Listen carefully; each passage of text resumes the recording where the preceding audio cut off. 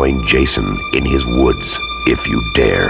Friday the 13th, Part 3 in Super 3D. Jason, you can't fight him, you can't stop him, and now you can't even keep him on the screen. Friday the 13th, Part 3 in Super 3D. A new dimension in terror from Paramount Pictures, rated R, under 17, not admitted without parent. Hello, listeners past, present, and future. This is Haddonfield Radio. This season on Haddonfield Radio, we will be joining you for a deep dive fan commentary journey through every single film in the Friday the 13th franchise, featuring everybody's favorite deformed dealer of death, Jason Voorhees. My name, as always, is Christian White. And I'm Joe Francazio.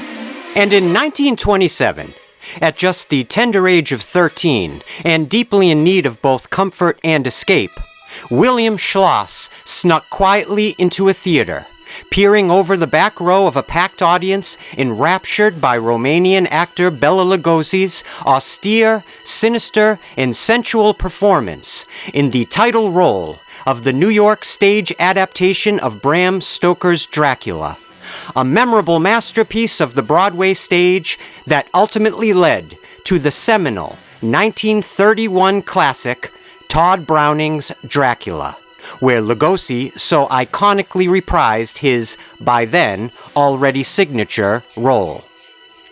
Young William Schloss, who had sadly been orphaned 2 years prior at the age of 11, and thus raised to the best of her meager abilities by his older sister, had fallen into a ramshackle life where he made a habit of running away into the wide-open spaces of New York City, where Schloss would meander into the yawning, cavernous underbelly of the now legendary Fulton Theater on Broadway to watch actors, producers, set decorators, and grips rehearse, hammer away at sets, all to ultimately entertain legions of adoring theatergoers. It was the call of the stage that utterly hypnotized young William Schloss and ignited his fertile imagination and sense of purpose. One night, after a sold-out performance of Dracula, 13-year-old William Schloss seized his moment and approached the polite and soft-spoken Bela Lugosi as the actor was leaving the theater. Schloss immediately endeared himself to Lugosi with his untended passion for both the potential of the stage, as well as having an intimate understanding, for essentially a child, of Lugosi's entrancing and uncannily empathetic performance as the Count. Just as Schloss had innately been drawn to and recognized the sheer thrill of the stage, and its indefatigable power to gleefully manipulate a willing audience, Lugosi recognized the boy's potential, and amazingly enough, recommended to the theater management that Schloss would be hired on as an assistant to the assistant stage manager. An auspicious professional debut for an orphaned 13-year-old boy, to be actively employed on a Broadway stage while learning from the best in the business. Schloss spent the remainder of his teenage years working at the Fulton in just about every capacity and position in terms of stage production and performance. However, where Schloss really excelled was in the arena of marketing, publicity, and promotion. A naturally gregarious, warm, and comfortably confident young man, now entering his early 20s, Schloss decided to make his way west, straight to the town that would ultimately become his adopted home, Hollywood. And with that move, Schloss decided to rebrand himself with a name that would become synonymous with the heights of Hollywood horror. Once realizing his last name, Schloss, had a quite serendipitous English translation, he made it official, and William Castle was born. Almost immediately, Castle found work under the wing of one-time president of Columbia Pictures, Harry Cohn, who employed Castle as a director of dialogue at the studio. Castle then worked alongside none other than Orson Welles before sliding into the director's chair on his very first feature film, The Chance of a Lifetime, a well-reviewed, albeit B-movie, crime drama. However, in 1955, William Castle happened to see the French film La Diabolique, a French new wave shocker sensation that both fascinated and titillated the neophyte director. The Henri-Georges Clouzot masterwork, La Diabolique, reframed Castle's own artistic and entrepreneurial mind. The horrors of the film's intense and dynamic climax seemed to scream right off the screen, and the film was sold as, quote, the scariest film ever made. This gave William Castle an idea. The advent of television in 1938 had instantly created a fierce media rival for the so-called art of the masses, cinema. Castle knew that to remain relevant and give the audience a singular experience, the movies needed an edge. In 1958, he financed his film Macabre by taking out a mortgage on his own home. To draw in audiences, Castle utilized an old gimmick from his stage career. Castle promised every theater-goer who bought a ticket to Macabre a certificate for a $1,000 life insurance policy, certified official from no less than Lloyd's of London, in case they should, quote, die of fright during the film. This brought out audiences in droves. Yet, no deaths were ever reported or cashed in on.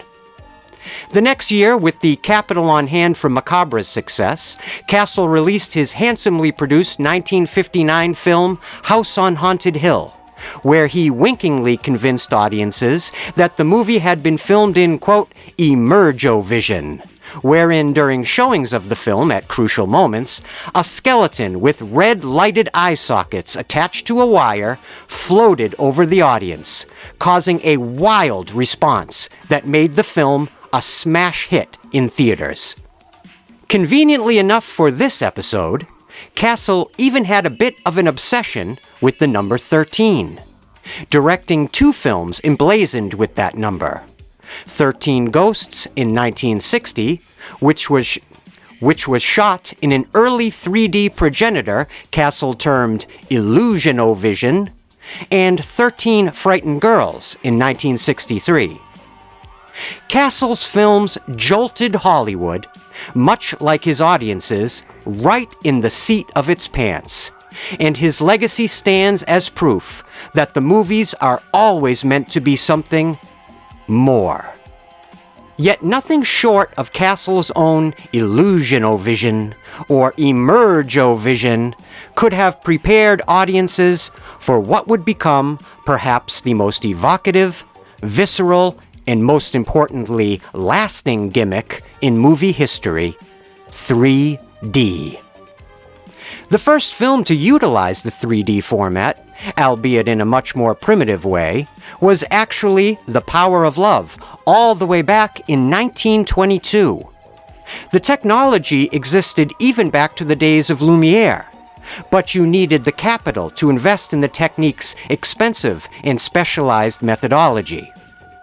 By the post-war 1950s, the 3D format fully came into its own as a gimmick that attracted new relevance to such groundbreaking feature films as Columbia's Man in the Dark and Warner Brothers' House of Wax, which was also the very first 3D feature with stereophonic sound. 3D had even found its way into the more independently financed film world.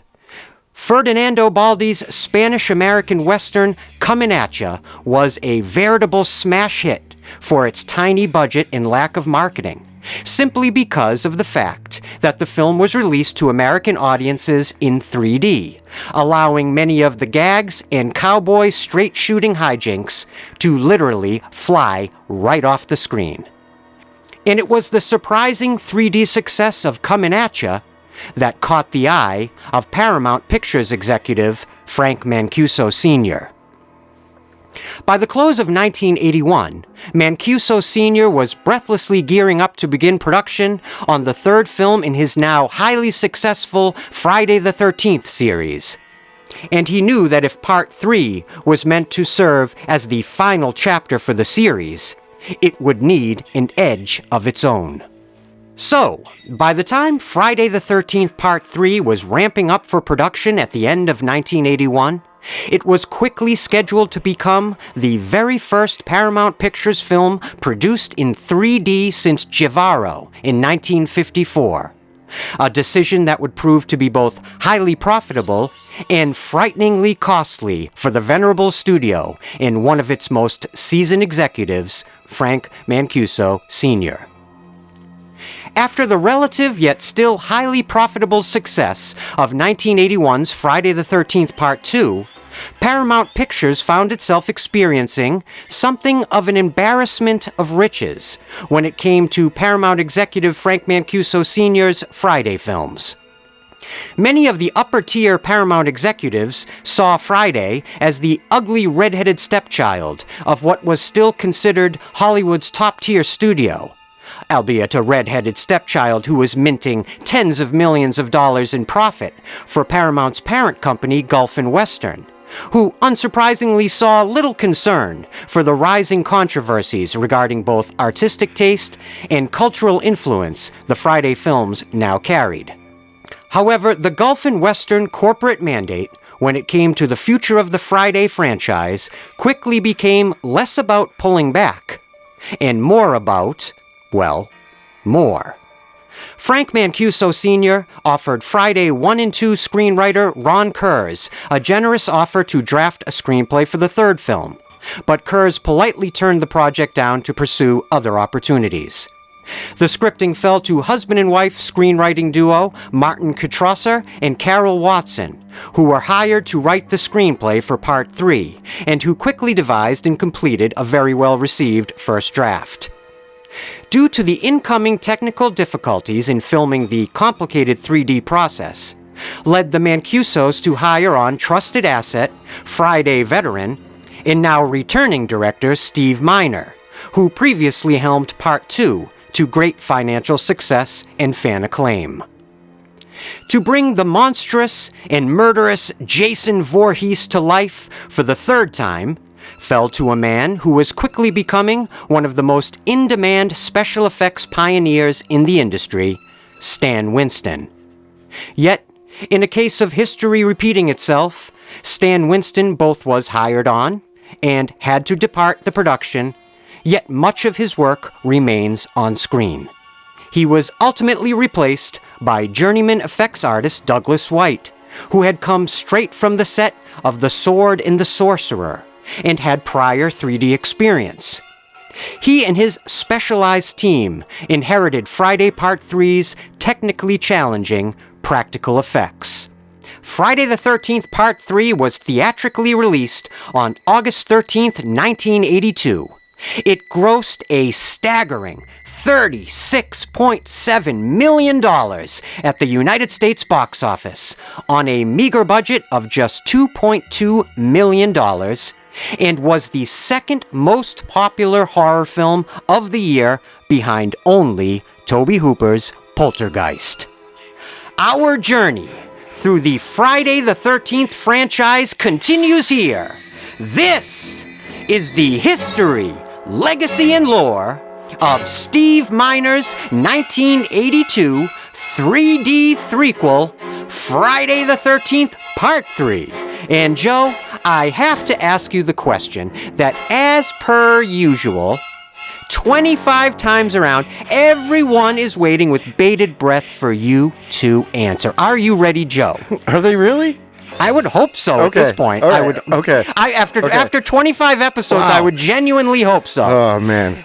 Let's just hope they are waiting with bated breath, and let me ask you the all-important, all-encompassing opening question I've asked you now 24 times now, 25 times, unbelievably enough.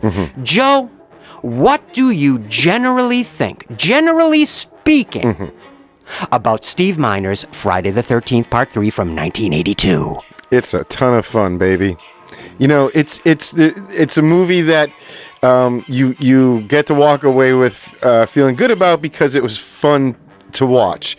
It's not necessarily going to blow you away just as a film, but it's a whole experience, this film. It's more than just watching a film.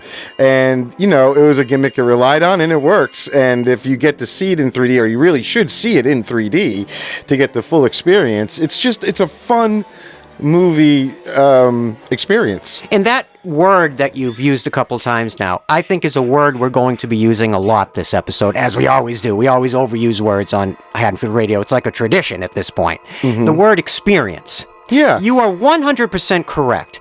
The way that we are going to be experiencing Friday the 13th Part 3 for the purposes of this episode today, Joe and I are literally going to be watching the film in 3D with our vintage red and blue 3D glasses, and I have to tell you, I'm frickin' thrilled. Yeah, I mean it's the proper way to do it if you're trying to really watch the movie, especially with what we're doing in a way to kind of critique it. And if you're, I mean, obviously you can watch it in 2D, and probably most people these days do. But you're just missing out on a whole aspect of the movie that.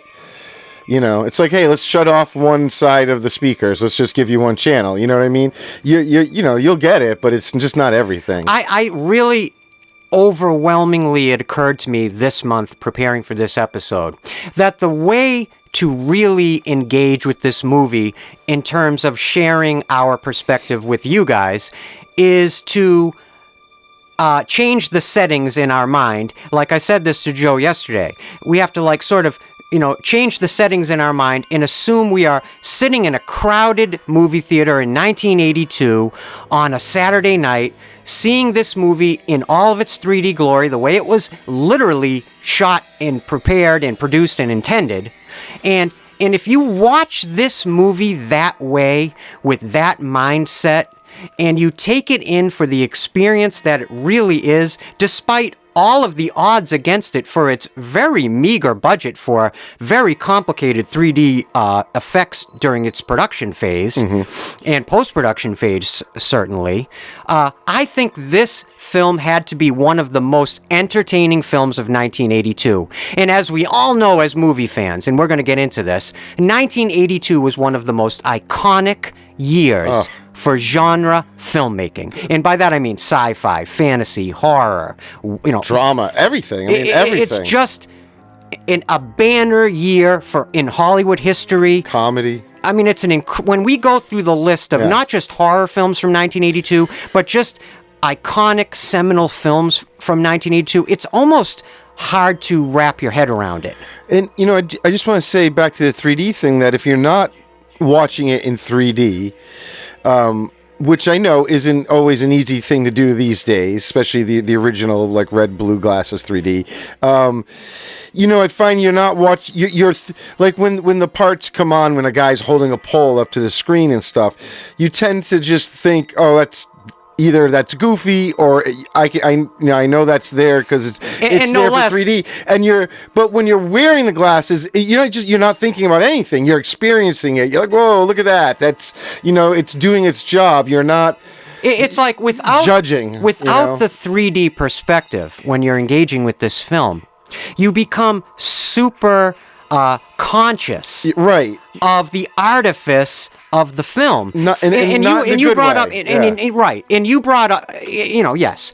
up a really good example, specifically the moment where the character juts the stick right at the screen. Yeah. You actually basically kind of infamously see him eyeball the lens really quick, which you, as an actor, you learn you never really want to do that unless you're shooting subjectively, specifically like Jonathan Demme did in Silence of the Lambs, where characters do look directly into the lens. But ultimately, more often than not, you're advised not to do that because it creates kind of an uncanny feeling for the audience. And the reason why that actor had to eyeball the lens really quickly is because he had to make sure he was getting close enough to hit his mark, so to speak. Right angle and everything, right. And because the actors had to comply with these strict shooting regimens to accommodate the 3D, a lot of the actors felt that the acting itself sort of took the back seat. It's the unfortunate side effect of the 3D process was that the emphasis was more on getting everything right technically than worrying about what the actors were doing or how well they were acting. It was the stick in the right place. Who cares what the actors were doing? The stick becomes really the important part of the frame, not the actor wielding the stick for whatever contextual reason. And that's mainly a product of the times. I mean, obviously, 3D has continued over the years. It's a whole different process now. But I wanted to talk about that for a second. And so it's gotten better. And so even though this was sort of what you want to call old school 3D, it still was a new way of doing like 3D. Vintage 3D, right? It was, they were calling it super 3D, and so there was still a lot of unknowns for them when they were making this movie, and a lot of figuring out, and a lot of doing multiple. Another side effect is they were basically using one camera, so there were never scenes where they could just set up a few cameras to get a few angles all at once. So like every scene had to be done over and over and over again to get all the angles because they could only do it with that one camera. So excuse my ignorance, and I wanted to save some of these questions specifically for you because Joe has a really broad technical understanding in terms of filmmaking. He is a professional, works professionally in media. And so I always count on Joe to understand these things. When in 1981, when they were making this movie and shooting it, when you want to shoot in 3D, are you having to use specific cameras? What is this? Really simply, when they were doing this like in the 50s, so the big thing that makes this type of 3D work is that you have two images of the same shot, but that are slightly a few degrees apart. So there is a difference in angle. So it would be two lenses, for example? So when they were doing it in the 50s, whenever they'd have to do it, they would literally have to have two cameras positioned perfectly to shoot everything. And then they sync up that footage after and do their thing. But what made this new super 3D process new and exciting... Like an evolution of the format? Yeah, it was a friend of Frank Mancuso Sr., a buddy of his, who was the 3D supervisor credit, sort of in this movie, Friday the 13th, Part 3, Marty Sadoff. He had his hand in inventing a new lens for one camera that captures both images at the same time. Gotcha. They are separated at the right angles permanently. There's some electronics in there that make it work, but it goes on the camera in one piece, and you one roll of film. It's one camera. You're not doing two cameras. It's taking away. It kind of cuts out the middleman in a way, right? But it also makes it a little more dependable. Okay, because it's like because I think it's all set. It's like preset the two lenses. It's it's stable. They're not going to be a little off because you have two cameras and maybe one was like a degree off or whatever. These are, you kind of get it preset. I'm almost positive that Martin J. Sadoff is actually, and hopefully I'm pronouncing that right, that he is credited, I think, as a 3D supervisor. Yeah, I was supposed to say that was his credit on this. And the 3D yet, supervisor. In terms of his infamy in connection to this movie, it's interesting to me, and we'll get more into this later. Yeah. Martin Sadoff is also so directly connected to the history of the iconography of Jason through basically being the person who introduced the hockey mask into the franchise. Well, that's the most popular version, but again, it's one of these stories that multiple people want to take credit for. Really? Oh, yeah. Yeah. So other people claim that they first said, let's use a hockey mask. Frank Mancuso Jr. Okay, and I love Frank Mancuso. I have a ton of respect for Frank Mancuso Jr. He tells the story of it's sort of the idea of they knew they wanted to put a mask on him at some point in this movie. Right. And he remembers it more like a meeting of multiple masks being presented to him, and he picked a hockey mask. Okay. See, the story I've heard a couple other places is essentially, and I'm paraphrasing, Martin J. Sadoff is a massive Detroit Red Wings fan. He has the Detroit Red Wings goalie mask and presents it to Steve Miner. And Steve Miner immediately recognizes that there is some sort of potential to this mask. It just is evocative to him. Yeah, close. So that story is that story that you're referencing that I did come across in multiple places was that there was a lighting test going on. Right. With okay, that sounds with about Jason, right. and they didn't have time to put on all the appliances, do the makeup, right? So Marty Sadoff grabs the goalie mask out of his bag and tells Richard Brooker to put this on for this lighting test. And as soon as Steve Miner says it, he's like, "Oh, sees it." He's like, "Oh, there we go." That's the narrative that appeals to me. But now I've noticed, this is where I go, well, even though that's the story I've seen most places, and that gets attributed most places to how it came about. When I have heard Richard Brooker do interviews and he's asked, how did the hockey mask come about? He always says, I have no idea. I wasn't part of it. So there's a discrepancy there in that original story that says they put it on him. It was too small, but it was just a test, lighting test. And then that's when they decide, we're going to use it, but we need to make one bigger. And Doug White goes and does that. But we can talk about that later. Yeah, we'll get there. We'll get there. That's just why I say it's one of these stories that I think everyone wants to be the person who kind of did it. And also, I don't know. As an addendum to that, my first question. Yeah. I noticed in a lot of the behind-the-scenes imagery I would see from the production of Friday Part 3, there was like a crew T-shirt that was being worn by members of the crew that specifically said, I hate the Luma. Yeah. Can you explain? That was worn by the Luma operator. What is the Luma? So the Luma is, do you know...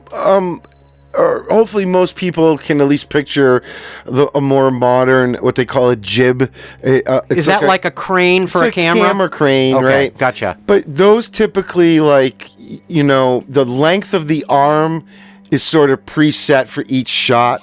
It can be adjusted, but you have to kind of rebuild that arm.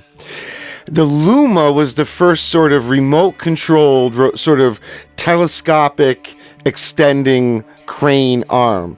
So that they didn't have to keep taking it apart. They could just fold it in, push it out. Okay. They could get it up really high in all these weird angles. But why would they hate it? Because it was new technology.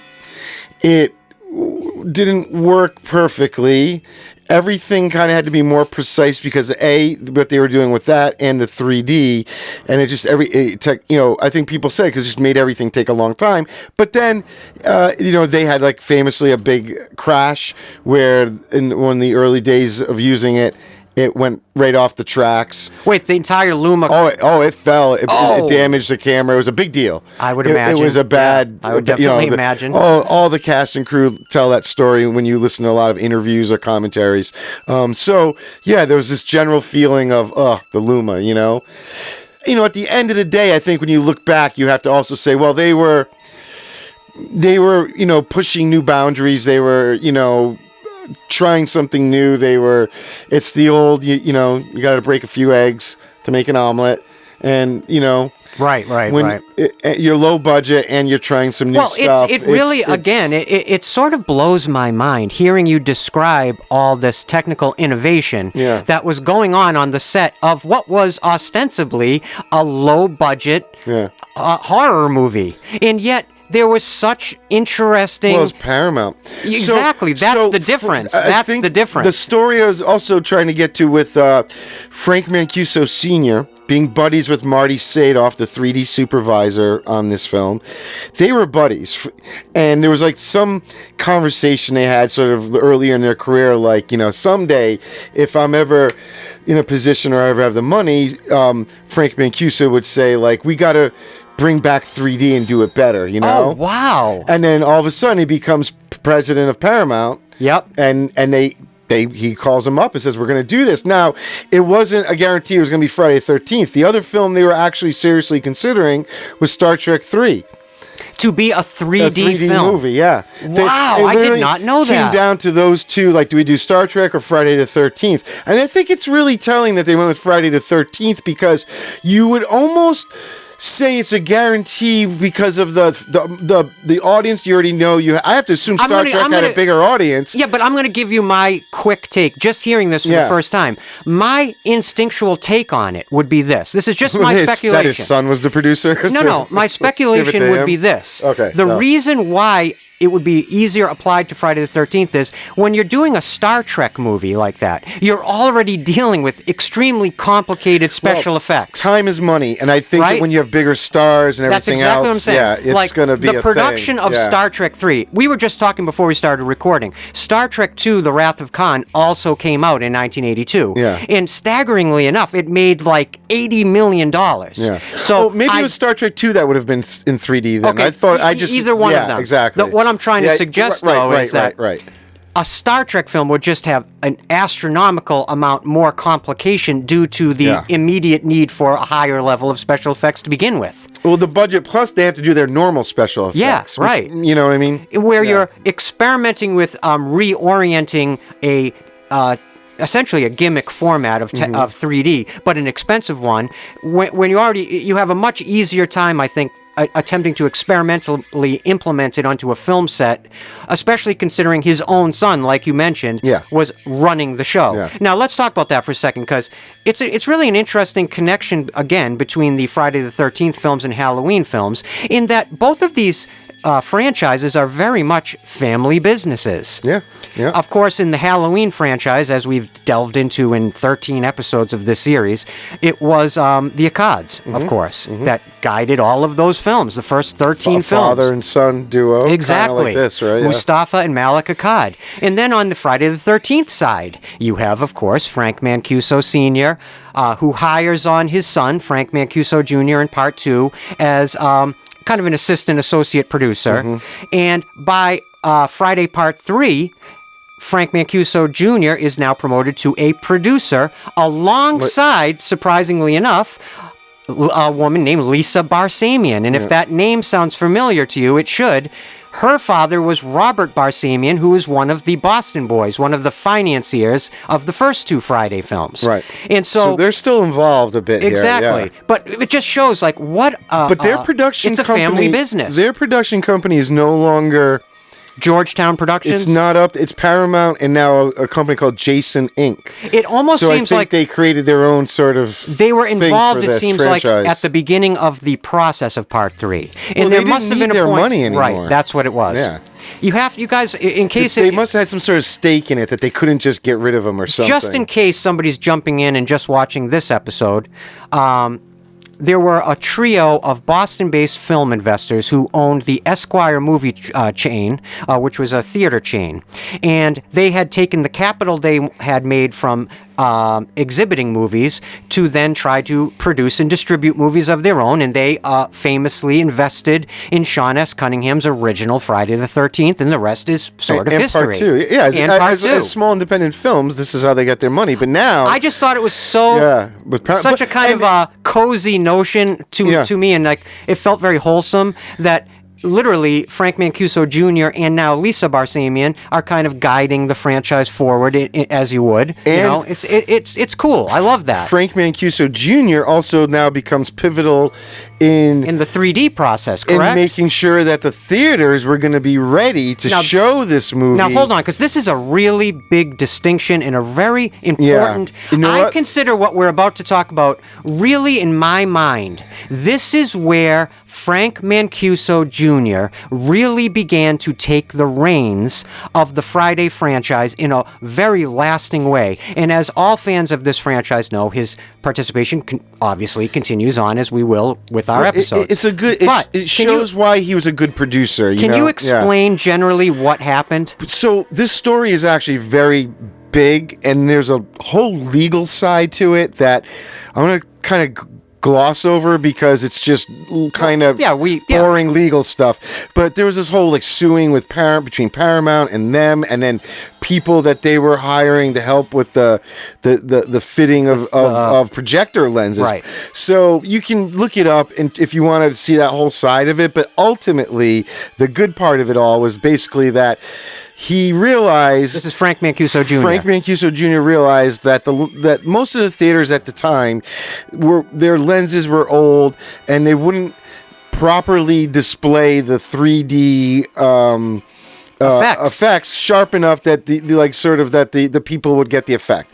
And they realized that they needed which was to get... a very much a make or break problem. And so they ended up he convinced Paramount to spend, I thought it was a lot more when we were talking yesterday, but it was only a bit over the actual budget of the movie. It was like $3 million. But that is a shocking assertion. It was, to think about. Almost as much as it cost to make the movie, they also invested in sending lenses and training projectionists to actually know, to be more knowledgeable about what their job was so that they could troubleshoot or make sure that these movies were being projected properly. And this is part of why William Castle popped into my head when I was preparing for this episode, and it made me realize I wanted to sort of add him into this episode, his legacy into this episode, because a lot of William Castle's films, the actual movie theaters across the country had to be physically prepared to show the movie. And if it hadn't been for Frank Mancuso convincing the studio to spend at least the same amount that they did in producing Friday the 13th Part 3 to get the movie theaters ready to present it, this would have been a lead balloon. Fun fact. And it might have ended the franchise right then and there. Yeah. First fun fact is, yes, this was the first ever 3D film to receive a wide domestic release. It opened on 1,079 screens, and 813 of them were 3D capable, and the ones that weren't were only because they were in drive-ins mainly. So he was able to do it. I mean, think about that. Really quick. Over almost 1,100 You just reminded theaters. me of something that's in my notes that I was curious about. By 1982, America, in terms of theatrical exhibition of mainstream movies, the drive-in was still a very big deal in America, in American pop culture. A lot of people saw movies at the drive-in still at that point. Now, maybe it wasn't as many as maybe in the late 70s, but it was still a major part of American culture in terms of seeing movies. Mm-hmm. My question to you is it impossible to do 3D in a drive-in? So my understanding... If you saw Friday Part 3 in a drive-in, could you have seen it at that time in 3D? It's more that the projectors for a drive-in are completely different. That's what I was thinking. Than in a regular theater. And I think a lot of what this type of 3D depends on to be successful is making sure that the lenses are projecting the image as crisp as they should be. And I think no matter how good your lens is in a drive-in, because you're outside... And there's the diffusion of the outer the atmosphere. ambient light, even though it's dark. But there are still certain lights around because they don't want people to trip. So there are, there's lighting there. So you just can't quite achieve the same effect. And I think you're looking through maybe sometimes your windshield and it's not filling your whole field of vision and blah, blah, blah, blah, blah, blah. It just doesn't, I don't think, do the same thing. I think about in a modern sensibility. When we think of for our listeners in the future, Joe and I are, of course, recording this at the beginning of 2025, February of 2025. Yeah. And as of right now, we do actually have some films, maybe it's better to say a very couple or a few years ago, there was much more of them. But there was a new kind of 3D rage that went on, except this was called Real D 3D. Mm-hmm. And yet, many films that were released that way were also released simultaneously in a 2D version. Yeah. My question to you, I don't know if you came across this, was there like a non-3D version of Friday the 13th Part 3 that went out to theaters that were not equipped to show it in 3D? Did they ever create prints that way? It sounds like it says, my research said it was mainly drive-in theaters that had 2D. Okay.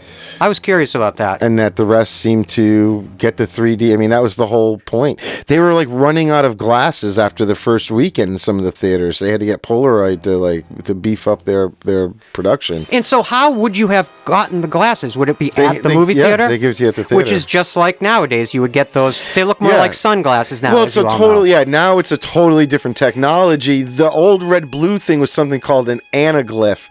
And that's why you have that doubling image. And no matter how good the 3D is where things pop out, there obviously it's not seamless. You see a sort of ghosting, like a slightly double image for a lot of that stuff. But you know what the big difference was is also back then, there was just certain shots that popped out. Nowadays, you go see a 3D movie and it's the entire We sort were of talking movie about this yesterday. that will have depth.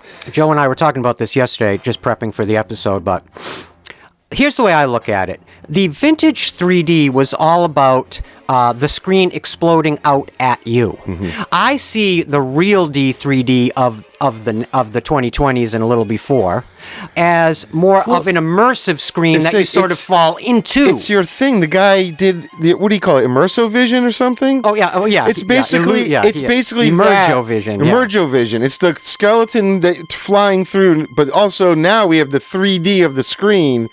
That's what I took my kid just this past weekend to see something in 4D, which is basically a 3D movie, and then in the theater they have like some lighting and mist and wind effects. So I think that's awesome. It's a combination of what that guy was doing way back when. William Castle. But this type of technology, they don't have to. Well, when you put the glasses on, let's put it this way: the image isn't doubled anymore. It looks a lot better. It's a whole different. It's polarized. It's interlacing. I think another frames, of the big distinctions in 3D technology from now to then. The 3D technology up through the 50s, even up to Friday the 13th Part 3 in the early 80s, it was lovingly known as, quote-unquote, a gimmick. Yeah. I think the 3D technology that is presented to a modern audience now is in no way looked at. The filmmakers don't see it as a gimmick. They see it as an evolution of the format, and that might have been the slippery slope of presenting it that way. When I think it works better, lovingly, as an enhancement to the film.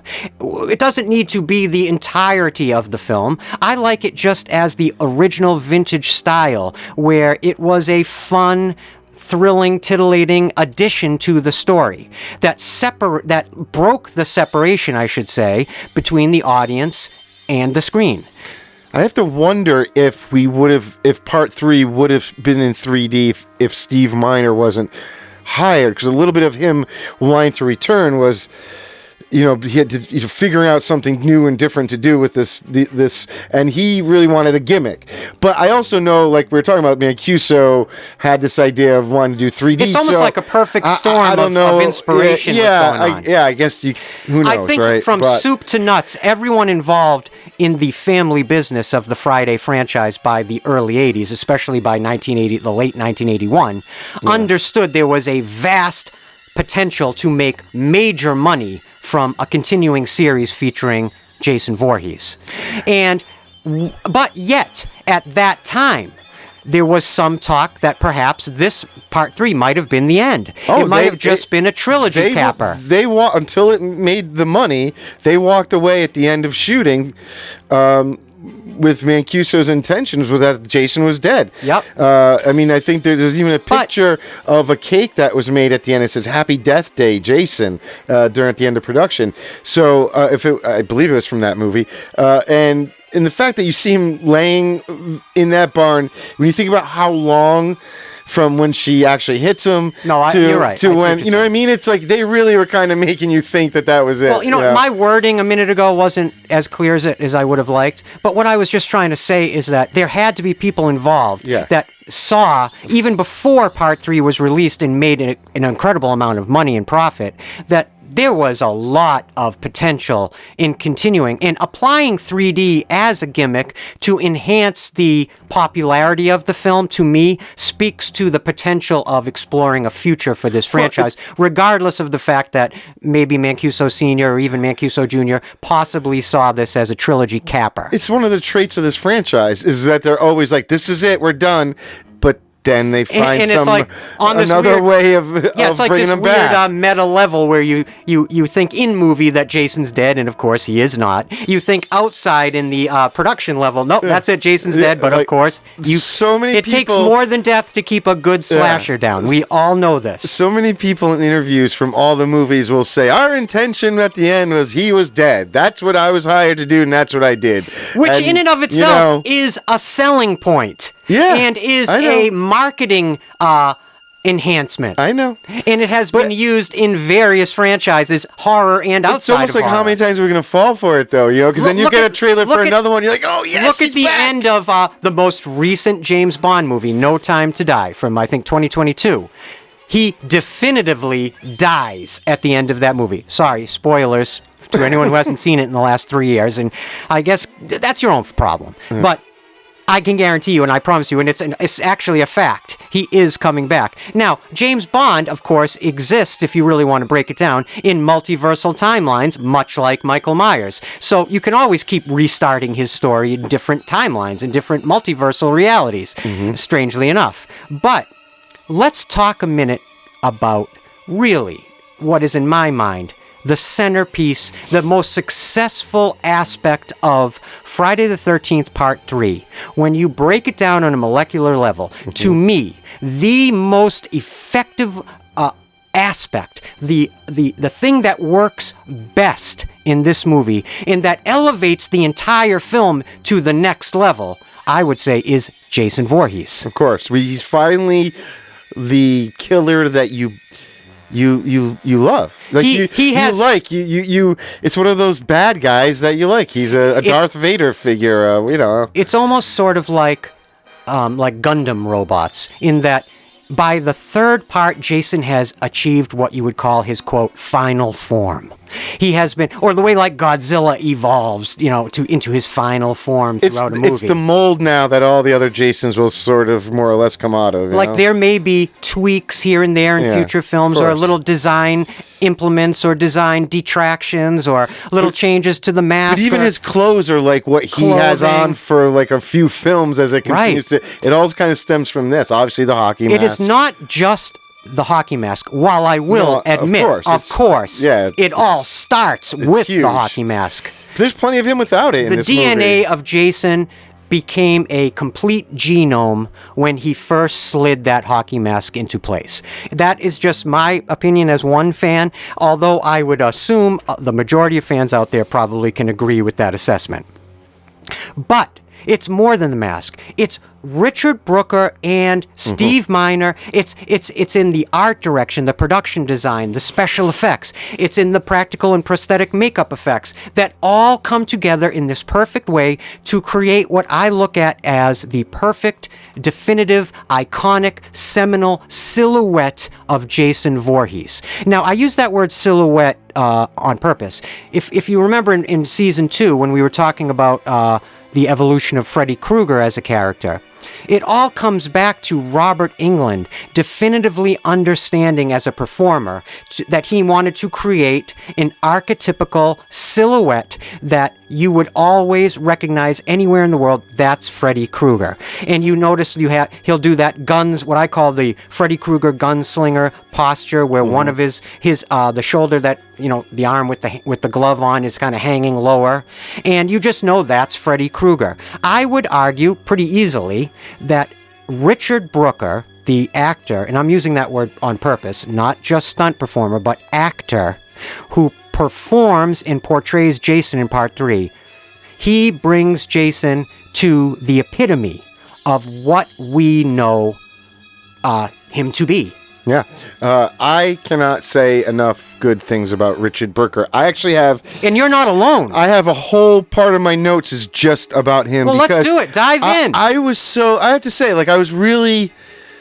I don't know, grabbed, touched, moved. The more I learned about him as I was doing our research for this episode, he was an amazing guy. And he passed away in 2013. And it's like, I'm genuinely kind of mad that I'm not going to be able to meet him at a convention someday or somehow or something. I feel the exact same way. Because he just sounds like the coolest guy. This guy has he lived a bohemian lifestyle. He was a wanderer. He traveled. He tried and did everything and anything he wanted to do, and he was always very successful at it, it seems. His list of things he was is ridiculous. And before this movie, famously, he was a trapeze artist in the circus. Right? Wow, he spent most of his adult life. That. Yep. Oh my God. And then, that's such a cool thing. I love that. I love that little fun fact. He he had to leave the circus because he had an affair with the ringmaster's wife, and he had to get out of there. This my guy, God, I love this. He loved to like drink and tell stories and have a smoke. He was one of those guys. He was known for just, almost like his stories would start to go so left field, people would kind of be like, come on, Richard, But then all of a sudden they would talk to somebody else and they would find back out it was up. true, yeah. And like, son of a bitch, I heard that too. The other thing you mentioned about him smoking, some of my favorite behind-the-scenes photos I came across researching Friday Part 3 for this episode are of Jason Voorhees in his full prosthetic cowl, in his full costume, without the hockey mask on, yet smoking like a Sherlock Holmes pipe. Yeah, exactly. And it makes for one of these images are just heartwarming. It's Jason Voorhees in all his mongoloid form, smoking a pipe, like a proper gentleman.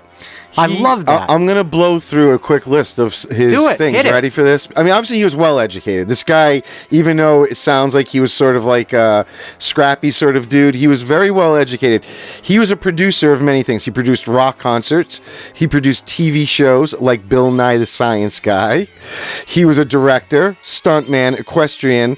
He became involved in the technology that went into creating like wireless microphones, and then he ends up winning an Emmy in outstanding technology development because he came up with this whole device in TV and audio. It's called SMPTE code. That it's like the built-in code in a lot of media.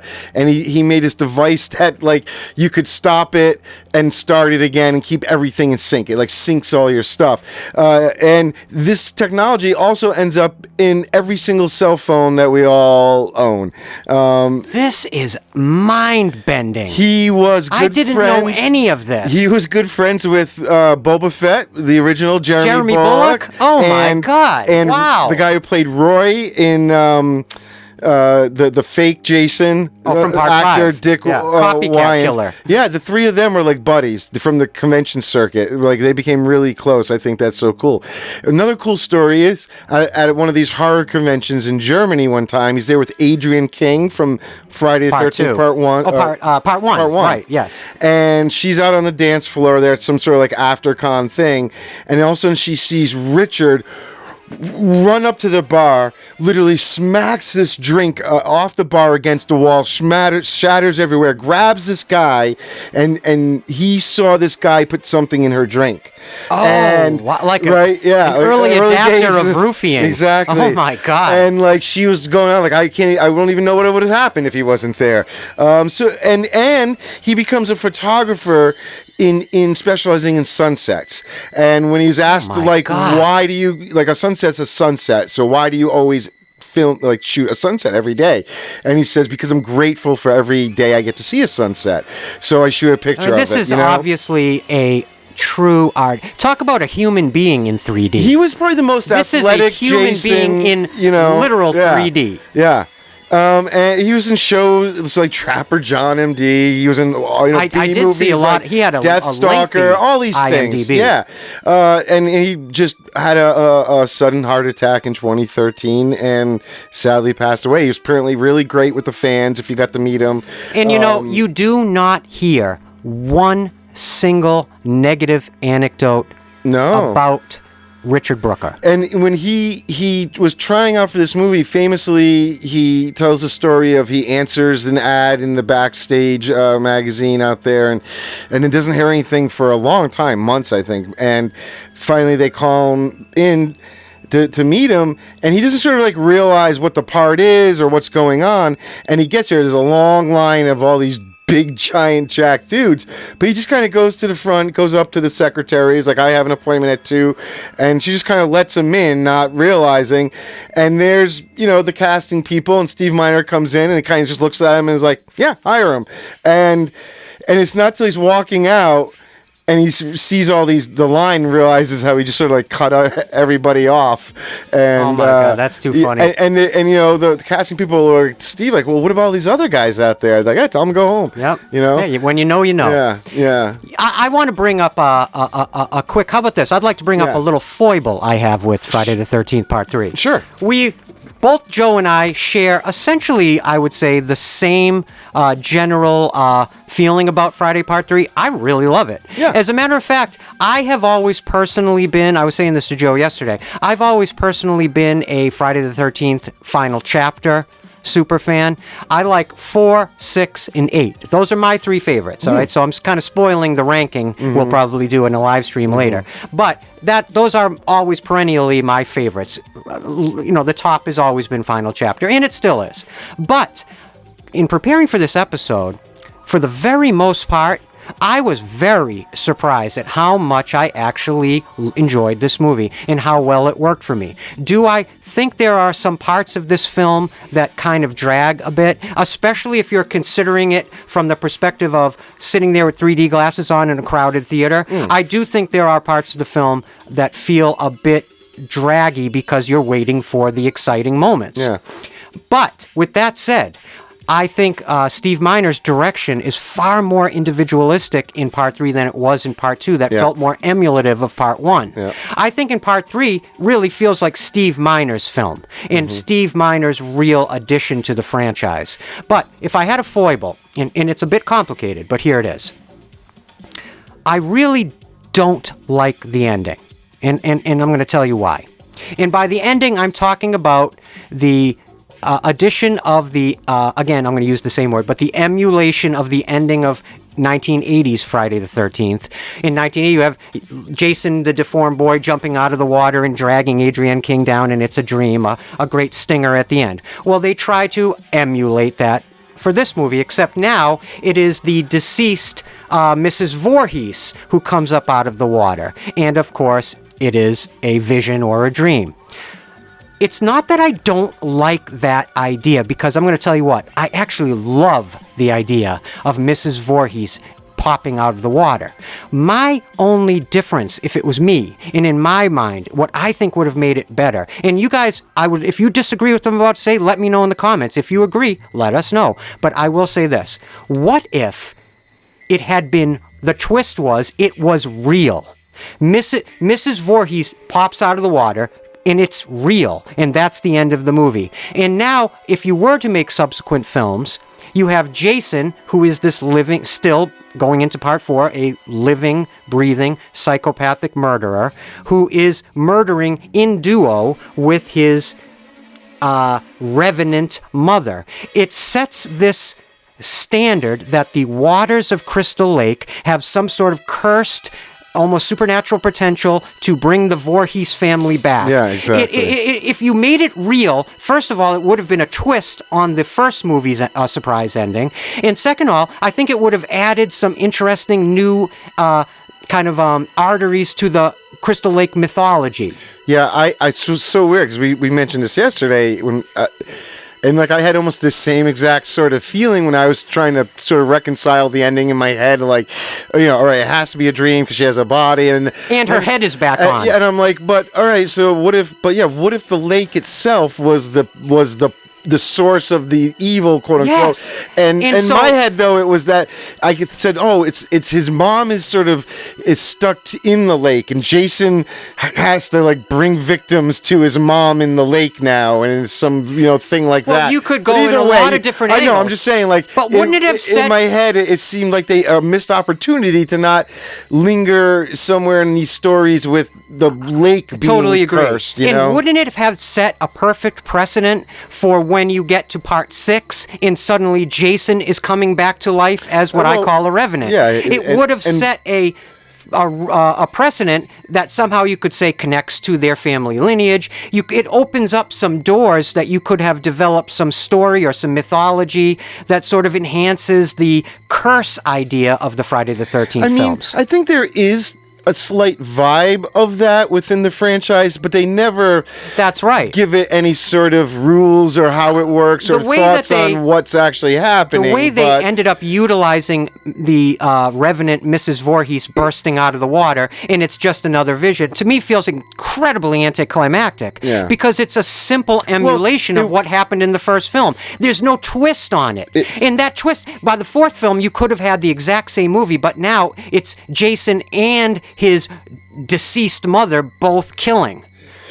In it tandem. wasn't the original ending. They famously, shot an alternate ending.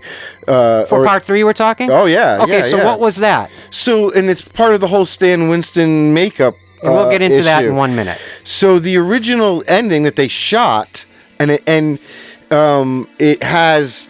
This is with the Stan... So Richard Brooker wore the Stan Winston makeup under the mask for the entire shoot. Let's call it the cowl, because just to make it clear, that was called the cowl. Well, no, even the he even had the front part under the mask. Not at all times, but for some of the shots. Oh wow! When he lifts it up, right, the flashback, she's telling her monologue, right, and then when they had the mask on, it was like a hood, like a with the face cut out. Yep. But and then they shoot the ending that they had planned with the Stan Winston makeup, which is where she goes out to the lake and then she thinks she sees Paul at the cabin.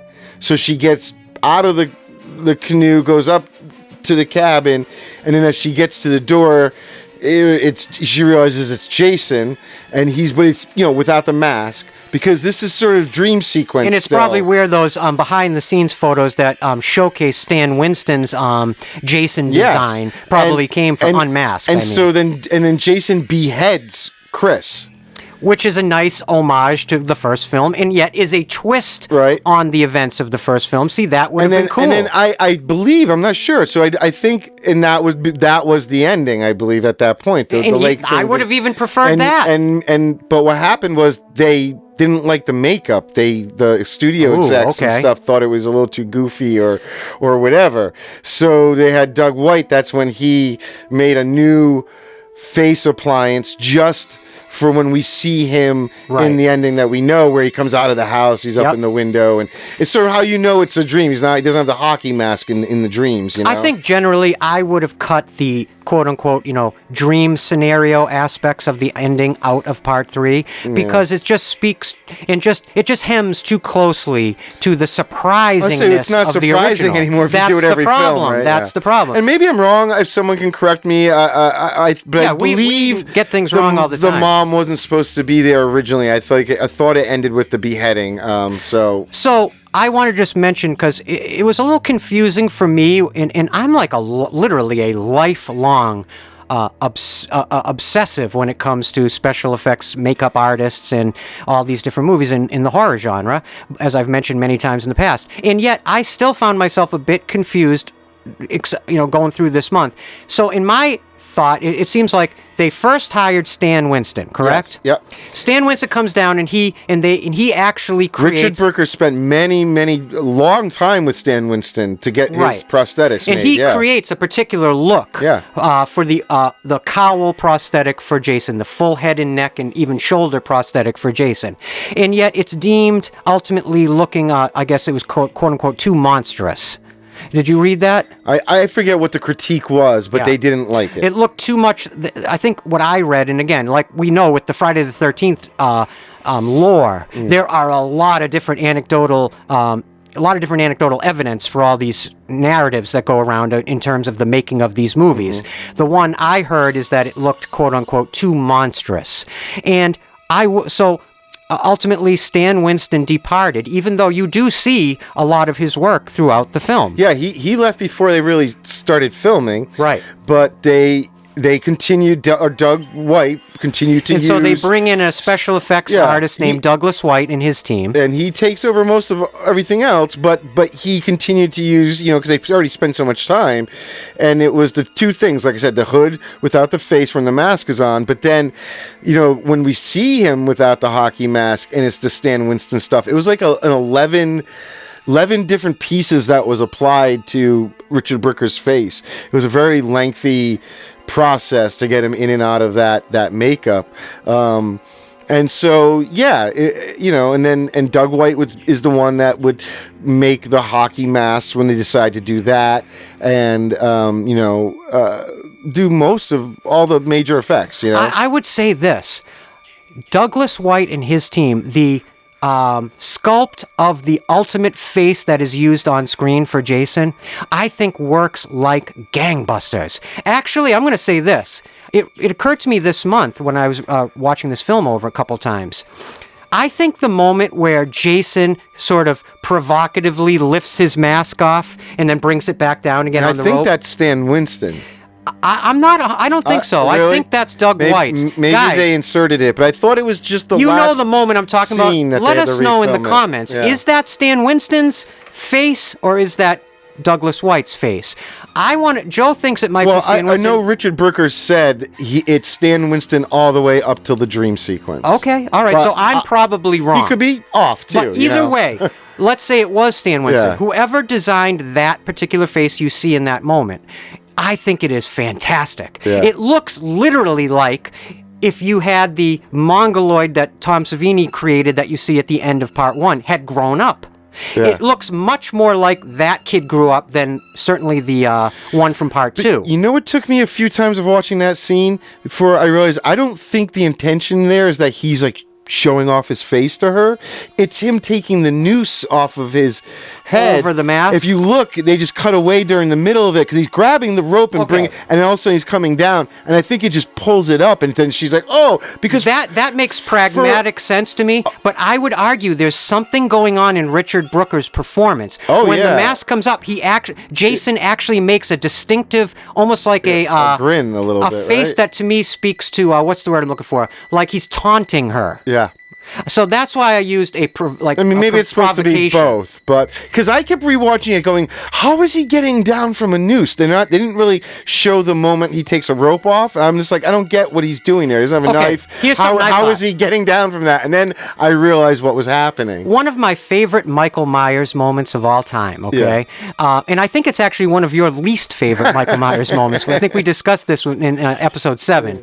Remember in Halloween H2O where Michael Myers does that one arm, he lowers himself down into frame and you realize he's lowering his entire body weight slowly from just the musculature of one arm. Yeah. And what it does is it's creepy and spooky, but it also demonstrates Michael Myers' extreme physical strength. Yeah. Okay, his brute strength, and I'm using that word brute in particular. Mm-hmm. When Jason's on the noose, I thought it would have been so cool if he had reached up above himself and literally used the strength of one of his arms to pull himself up and detach. That's what he's doing. Is that basically what he's doing? They just cut away in the most important part of that action where he would be. So you think that's actually what he's doing? When you watch it, when we were watching a sec, watch his hand as the mask is being lifted up. What he's doing is pulling the rope up, but then they cut to her, and then when they cut back to him, it's off, and he's just coming down. Imagine your head is. Imagine like your head's not only in a noose, but you're literally hanging by your body weight, and using one of your arms to literally. I think that's what he's supposed to be doing. Oh, that's banging! Like that's badass. Yeah. See, that's Jason. Yeah, it's interesting. Pay attention to that when it comes I always up. think I just brought up Michael Myers, so this just popped into my head too. Michael Myers is interesting because he's what I would call a mission-oriented killer. Michael Myers, the best example of this, and to illustrate my point, happens in Halloween 2. In Halloween 2, there's that moment where one of the most infamous little non-speaking role characters, who's now known as Boombox Boy, is walking down the street, and he's got the boombox on his shoulder, listening to music, and he accidentally, literally bumps right into Michael Myers. Yeah. And Michael Myers doesn't do anything to the kid because Michael Myers is on purpose. He's motivated by, I want to kill Laurie Strode. Yeah. And obviously through hearing that Laurie Strode is in the hospital through the boombox, he now knows where to find her. He doesn't kill anyone on his way to kill Laurie Strode. He's mission-oriented. If Boombox Boy had happened to bump into Jason Voorhees, his head would have been bisected by a machete. Well, because Jason Voorhees is a barbarian. Jason's motivation, I mean, obviously besides people wronged him, but but he's like, I think I heard somebody in his interview say he's vengeance gone wrong. He is vengeful. He was wronged. His whole death, his whole everything is like, he's taking it very personally. Jason is, you could argue, is basically on mission as well. But he is driven, like you said, by vengeance. He's driven by, you could even argue, maybe a curse. It's just against almost humanity than just anyone in particular. That's right. I mean? He does have specific. Especially when he loses his humanity, it becomes more broader. He leaves. I was thinking today, he is an equal opportunity killer. Jason kind of leaves his, they get him to Manhattan and all that, but it's kind of interesting that for all the three, Freddy, Michael, Jason, that they have that home base that kind of keeps them in a certain area. Michael's staying in Haddonfield. Elm Street, for Freddy, Crystal Lake for this guy. Wouldn't it be crazy to have one of these guys who was free to roam the world and every couple of movies he could just be in a different country? I love it.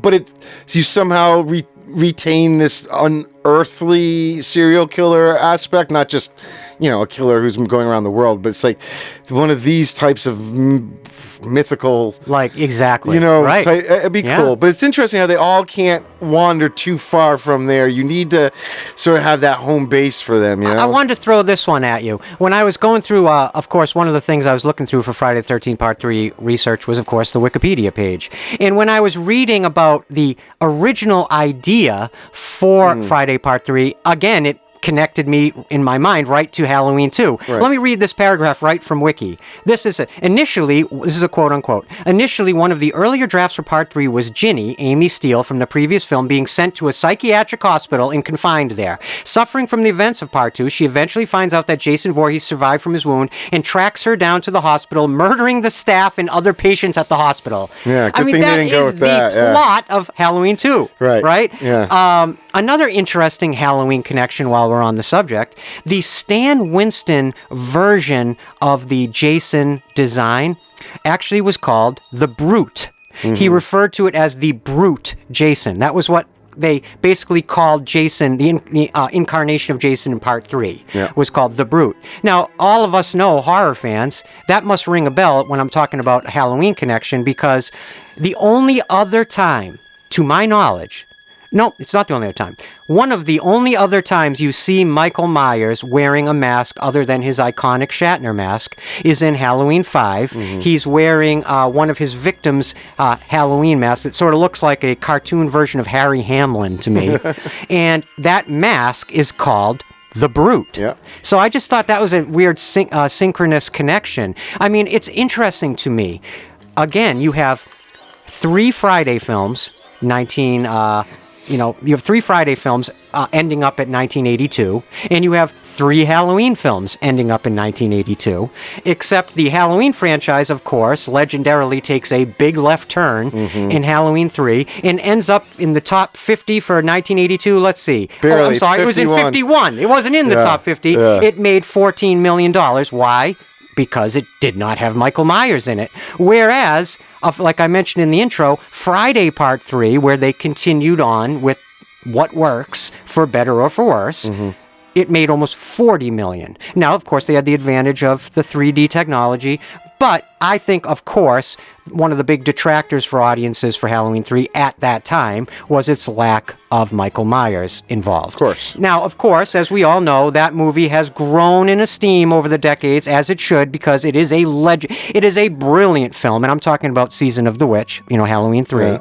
I'm not trying to knock it. I'm a huge fan of it. I love it. Joe even met Tommy Lee Wallace and had a lovely meeting with him. It's funny because Halloween was trying to steer away from not to put all their eggs in one basket with Michael. Right at the same time, Friday was learning to sort of embrace the fact that they were creating this sort of likable, iconic killer with Jason, you know? Yeah. And sort of the polar opposite things going on there. I mean, I may not have mentioned this in my intro. I may have, but Friday the 13th, Part 3 was actually the second most popular horror film of 1982, following only Poltergeist. But when you look at the horror landscape of 1982, guys, this is just the horror movies. I'm going to throw a few of them at you because, as you know, we're going to get to the movie in just a minute. But as you know... And it made the most money out of any Friday movie until the Freddy versus Jason. No. Right? It was number one. 1980 made almost 60 million, all in. I think it made like 59 million. I just mean like up until that point. Oh, like, yes, you know what I see mean? what you're Like saying. it was always the most money making Friday. Absolutely. Was Part 3 until yes. You're absolutely right. Yeah. Like going forward, absolutely right. Yeah. So I love to do this every episode where we take a look at the horror landscape. What other movies were being released the year that Friday the 13th Part 3 came out that it was not necessarily competing financially with, but in pop cultural awareness? Let me throw a few of these because there's a lot. You had Amityville 2. A movie I love, Frank Henenlotter's Basket Case. Do you remember that movie? It was about this mutated little head with an arm that's living in a basket. His name was Belial. And it's a very kind of... Frank Henenlotter, he made Frankenhooker, I believe. He makes these very kind of lurid horror comedies. Sounds very familiar. You would know Basket Case if you saw the imagery. I bet as soon as I... Yeah, exactly. You'd know it. There were 3 movies in 1982 with the word blood in the title. You had Blood Song, Blood Tide, and Blood Beat, which I bet was music-oriented. Hey, rock and roll and horror obviously go together very, very well. Yeah. Let me just say, we had, one of my favorites came out this year. Paul Schrader's Cat People. Stars Nastasia Kinski, and she is one of the most charismatic movie actors of all time. And in that period, when she was at that age, she lights, talk about 3D, she lights the screen on fire in that movie. If you haven't seen Cat People by Paul Schrader, go check it out. It has a great title song by David Bowie, and it's a great, weird, psychosexual film. It's really good. Oh, how can I go any further than mentioning one of my literal all-time favorite films, not just from 1982, of all time, George A. Romero's Creepshow.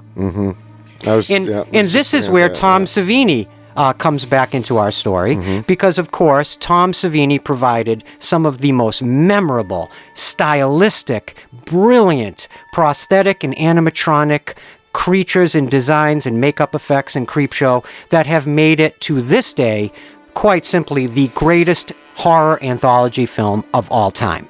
Do you like Creepshow? Oh, I love Creepshow. I love even Creepshow 2. Yeah, I can get into a lot of Creepshow too. The part that is kind of like a little Friday the 13th-ish, but the one with the lake and the stuff in the lake. It looks like an oil slick that eats people. Yeah, that one has never really grabbed me much. I love the whole movie. Yeah, Old Chief Woodenhead is one of my favorite characters from any movie. Yeah. I love Old Chief. I've wanted to meet Old Chief Woodenhead my whole life, literally. The first one, the Leslie Nielsen, Ted Danson one. That's in the first movie. Yeah, that one is Leslie one Nielsen. of my most favorite little things. And then the kid with the family and the girl with no mouth watching TV. No, you're thinking of Twilight Zone. Oh, that's Twilight Zone. That's Twilight Zone there. Which I want to say real quick while it's not relevant to 1982. Yes. Oh, wow. That is the Joe Dante segment from Twilight Zone, the movie. Yeah. And it is one of the scariest things I've ever seen in a movie. Guys, I don't even need to. It's popping out of my head. God damn it. I'm so glad you just accidentally, wrongly referenced Twilight Zone, the movie. Oh, because boy. What did I do? Let me just say, there are actually 2 moments in that movie that still stand to this day as 2 of the most frightening things I've ever seen in a movie. Okay. That entire Looney Tunes inspired segment by Joe Dante with the boy who can create anything in his mind. He traps his quote-unquote family in his house. There was an old episode that they based that on. That's pretty cool. And the other thing about Twilight Zone, the movie, that I think is terrifying is the John Lithgow segment by George Miller, where there's the thing on the wing of the plane. Right, the Shatner. It's particularly the gremlin that's created It is, yeah. on that they use. Now, if you ever see the original Shatner episode, have you ever seen it? Oh, God, yeah. I think it's one of the most laughable monsters ever in that episode. Oh, they all are. All the Twilight Zone robots and stuff. So I think some of the stuff from Twilight Zone is very scary in a timeless way. I just think that thing on the wing of the plane from the original, it doesn't work for me. Yeah. But the gremlin-y, stop-motion-y, uncanny creature that's created for the John Lithgow, George Miller version, terrifying. Yep. Nightmare fuel. Yep. So, yeah, thank you for bringing that up, because I love that movie. All right, sorry. So let's continue on. We had 3 films in 1982 with the word house in the title. The House in the Woods, The House on Sorority Row, and The House Where Evil Dwells. Oh, boy. All of those sound good. I haven't seen any of them.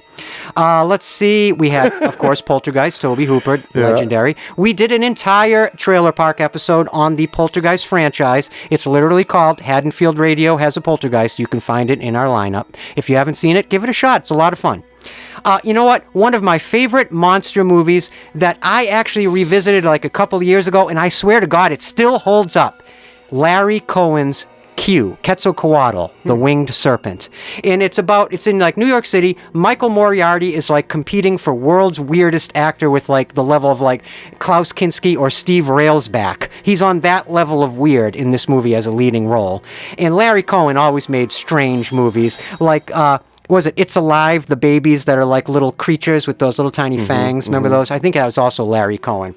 And his films somewhere are between straight up horror and sort of like satirical horror. But Q has a incredible, like, I don't know if it was Mayan or Incan, like a cryptid myth about this giant, essentially a dragon that attacks New York. It's done with like old school kind of Harryhausen-esque stop motion effects. And it will warm your frickin' heart if you watch this movie, even from the lens of 2025. It is so good. If you haven't seen it, see it. Oh, here's a classic, Slumber Party Massacre, a slasher classic, directed by, in a very rare thing for that time, a very trailblazing, Deborah Hill type of trailblazing. It was directed by a woman, Amy Holden Jones. You don't see that very often in the late 70s or early 80s, even in horror. We had, Dario Argento released one of his classics, Tenebrae.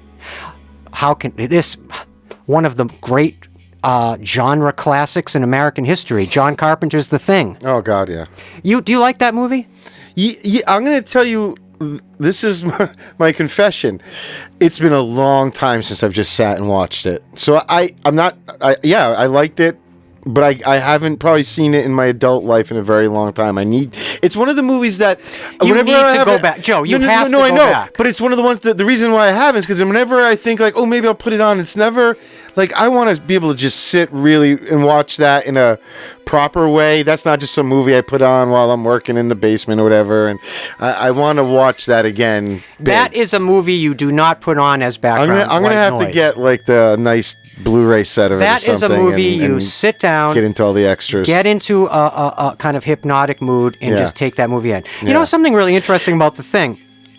I always forget that Carpenter did not do the score for The Thing. It was Ennio Morricone. What's so strange is Ennio Morricone is almost doing an emulative Carpenter score. I know. I think it would be cool too. I mean to go back. Now that we've done so much Carpenter stuff from Halloween and whatnot, to watch some of his other movies that I haven't, seen since my younger days. But, of course, The Thing's the thing. Can I throw one quick fun fact of my own before we jump into the movie? Yeah. All right, let's... Yep.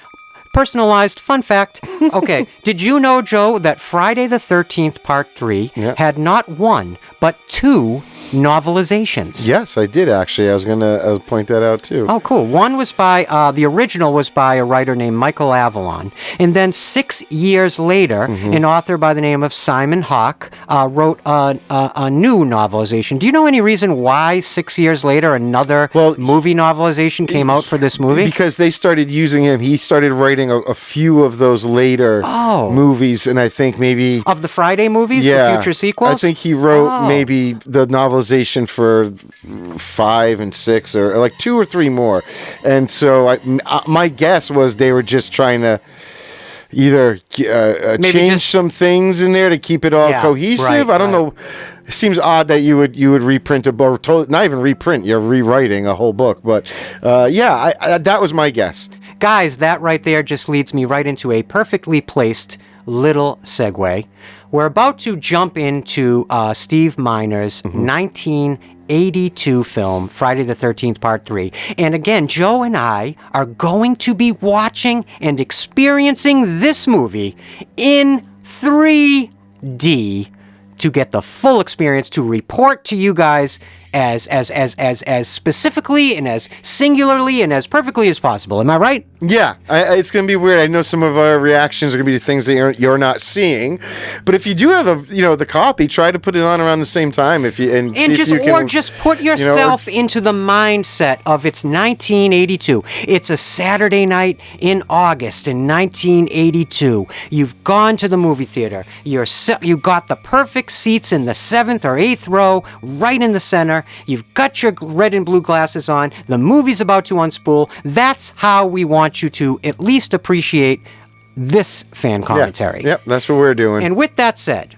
if Joe and I so far or going forward have gotten anything wrong or get anything wrong, or there's something you want to add to the conversation, a fun fact that we missed, because God knows this film is full of them, and there was only so many we could get to in the period of time we've just talked about. So if you have something you would like to add, please, please, please, the most exciting thing you can do for Joe and I, put it in the comment section. We adore reading your comments. Not only do we learn so much about the films that we're talking about, a lot of stuff we never know, a lot of clarifications that help us going forward. The comment section is where you can let us know if there's something that we could be doing better to make Haddonfield Radio a more entertaining, a more comforting, a more exciting experience for you guys at home. I've said this before and I'll say it again. Not to put too fine a point on it, but the reason Joe and I create and produce and research and record this series for you guys is simply to entertain other fans who love the same movies that we do. We are just trying to create something that is entertaining and fun for you. So if there's something we could be doing better, let us know. The people who let us know these constructive criticisms will probably be able to attest to the fact that we really take them seriously and introduce them going forward. Because we want to tailor this show as best as possible to make it as fun as possible for you. Right? Yes, totally. That is it. That is the sole reason Joe and I are doing Haddonfield Radio. Other than the fact that Joe and I both love these movies, love talking about these movies, and love broadcasting. But the main reason is we love to reach out and speak to other fans out there like us who love movies and love horror and love Jason Voorhees. And speak our language. Yeah, it's just you guys and your support, the way you guys have treated us, the kindness and love and attention you have shown us in our creativity here at Haddonfield Radio is literally nothing short of rendering me speechless, which doesn't obviously happen very often. But I texted that to you the other day. Our last episode has become our episode with the highest. Our Friday the 13th Part 2 episode has the most views. We kind of got to a high point, and Christian texted me like, "Check out these numbers." I'm speechless, and I said, "That's a first." Yeah, and he's right. I couldn't even argue. I second guess sending it. I'm like, you'll know. No, it's the truth. Thank you guys. Thank you guys. Always feel free to reach out. You can email us at myersradio@yahoo.com if you want to be more private about anything you want to say or tell us. And, listen, I just want to take just another couple minutes before we jump into the movie. I just really, really, really want to make sure you guys hear me. Really. Everybody that makes YouTube videos or Spotify podcasts, everybody says the same shit, "Oh, we so appreciate you. We thank you. Like, share, subscribe, blah, blah, blah." Listen, you have no idea how sincerely I mean it. I actually get emotional when I think about this stuff. You guys have no idea what you mean to Joe and I. You have no idea what your support of our creativity means to Joe and I. It is the fuel that keeps us animated and excited about creating these episodes, so it's like a feedback loop of positive energy. And from the jump, when we started Haddonfield Radio, Joe and I both wanted to create a positive, fun, comforting environment for other fans that can escape into these episodes, escape all this horrifying shit going on in the world, and just dwell around in the nostalgia of our past and the comforts of our past. And that is literally why we do this. And that you guys have been appreciating it and having fun with it and sharing your kindness and love with us, honest to God, it means the world to both of us.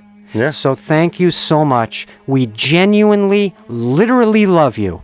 Wherever you are, anywhere in the world. And Jesus, God, we have people listening now all over the planet. And no matter where you are, no matter what nook or cranny of the earth you're listening to us from, we love you and we care about you and we want to do the best we can to make you happy. So let us know in the comments section. If you like what we're doing, let us know. That always is great too. But let us know. Leave a comment. Tell us where you're listening from and tell us what's your favorite kill in Friday Part 3. What's your favorite Friday movie? What kind of franchises would you like to see for the future of Haddonfield Radio? The squeaky wheels are going to get the grease. Am I right? Should I fire Christian? Maybe Let us know. Because I never shut up. I'm kidding. Are you though? I am. Of course. I am replaceable and expendable. You think I could ever write an intro like Probably. I rely on Probably. you to have something. I stutter and stammer and all. Listen, guys, we love you so much. We appreciate you. We're so glad you're down here in Joe's basement with us, about to watch Friday the 13th, Part 3. So with that said, and also I just want to tell my mom, who's listening out there, as always, my mother never misses an episode. She was there when we used to get one view in our first few episodes. She was our one view. And she didn't even know how to subscribe, so we didn't have any subscribers. But we would always have that one view, and that was always my mom, and is to this day. And I always get my review of the episodes from my mom the day after they air.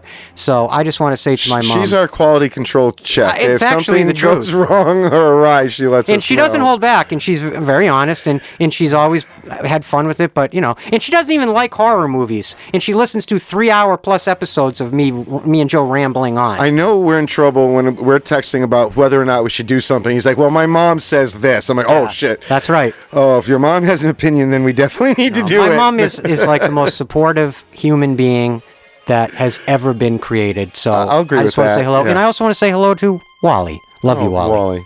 Anyway, All right. let's do this. Yeah, let's do it. Let's start the movie. We're going to jump into, of course, Steve Miner's 1982 film, the third film, the first 3D film in Friday the 13th history, and I guess the last 3D film in Friday the 13th history, Friday the 13th, Part 3. Stay tuned. Here we go with the 3D version, which will have actually a title card that gets removed from the 2D version, which is just telling the audiences that the first bit of footage that they're going to see from the Part 2 movie isn't in 3D, and not to worry, because you will need the glasses, once the new footage starts to get going. It was occurring to me that for what many outside of the Friday fandom might think of as a very simplistic series of movies plot-wise, there's actually a lot of exposition that needs to be set up at the beginning of this movie. And I really like the way Steve Miner chose to do it by referencing his past film that he himself directed. Yeah. And then didn't they do the same thing in Part 2? Yes, that's absolutely right. So it's like continues sort of a dynamic that becomes a motif in the series. It's sort of wrapping up, because even in Part 2 there's new stuff, but it's with the girl from the end of Part 1. Right. And you kind of wrap up one storyline. But I think a big part of this was it was a vehicle to showcase that Jason is still alive. To say, they put the insert shot coming up where you see him take the machete out and crawl off. So that was new and added to the scene so that you can go, oh, he is alive. And it also sets up, of course, Yep, the mom. mythology Hey, of Pamela Voorhees. Really quick, did you ever notice in that wide shot that the front dead body is the girl from the first film? It's Adrienne King. She's got the thing sticking in the temple, the ice pick. Wait, what? Yeah, she's just decomposed. Wait, 'cause say that again? Okay. It's the body in front of the table Yes. is supposed to be Adrienne King's character? From part 2 here. From her death at the beginning Yep. of part 2? Yeah, well, it's 5 years later, remember? That there's a gap between that intro and then when we get into this. Right. So that's why the body is decomposed, but it's the same clothes and the ice pick is there. A fan or listener actually pointed it out. To you? Oh my on God. YouTube. Oh, that's yeah. so interesting They to were, me. Yep, they said, hey, did you ever notice that? And I was like, oh, no way. And I went and looked, and there it is if you pay attention. Now that is how you do an Easter egg. Yeah. Am I right? Yeah. Am I right? I mean, well, and it makes sense when they were making part 2. It's Jason displaying his, much like bodies. Michael Myers, artistically this displaying. is an his- altar. He's showing his kills. mom, like, look what I'm being vengeful for you. I'm. Yeah, it is. It's like he's leaving a gift to the altar of his mother. Of his mother, yeah. Exactly. Oh, it's really fascinating that it's her. I did not know. I didn't even know there was a body lying there. I never noticed that. You do, but it's so decomposed that until you stop and look at the My clothes God. and see the ice pick in the temple, you're like, oh. All like the deep cut fans out there are like just I so know, embarrassed I for me know, right I now. know. Both of like us- he didn't but- see the body. That's the great thing It's the about best part. our listeners that I know. that's what we say. Let us know if we miss something because we definitely missed that. Yeah, and the best thing about me is I'm an idiot. So, and apparently don't watch any of these movies that I've been talking about for 25 episodes. Yeah. Oh God, you gotta love it. Being able to find a theater that shows, a 3D version of this movie, after its initial release became a very coveted thing. And there was a Canadian theater that actually ran an original print of the 3D version all the way up till 2006. They would exhibit that print in the theater. Yeah. Oh wow. Yep. So you probably wasn't like regularly, but probably once a year or so, Halloween Oh, or that's something. so Who cool. knows, I right? love that. And the other great thing with this, I'm sure they did it to show Jason's alive, but of course, with the addition of the mom jumping out of the lake at the end, you're giving any new audience members a sort of a taste of where this mother comes from. You know what I mean? It's funny to me that if this sequel were made in a more modern period or contemporary period, the introduction of all these elements from part 2 would be organized so differently. Yeah. They're basically just cutting the entire ending of part 2 into the beginning of part 3, and as you had mentioned before, probably to just pad the runtime. It was just an element of padding. Well, and I think the they time. had to show why Jason was alive. Yeah, but you know how you could have course. done this much It's quicker. a double, yes, it's doing double duty for them, of You course. could have done a greatest hits montage that took 25 seconds, but they're doing it actually in a more artistic way and actually getting you back into the same mindset you were at the end of part 2. And of course, money-wise, with all the extra money they're doing for 3D and all that, that just doesn't apply to all this. This is all footage that makes sense for them to include, but is 2D, I would really love somebody for. in the medical field out there, the medical industry, to explain in the comments section if this was reality and Jason survived that particular wound, right? How is there an ability that the body could heal potentially from a wound like that? Because that to me looks under any circumstances to be a fatal blow. So it looks like, how could you at least ever use that limb again? Well, think about this. It's only one day before they technically kill him again.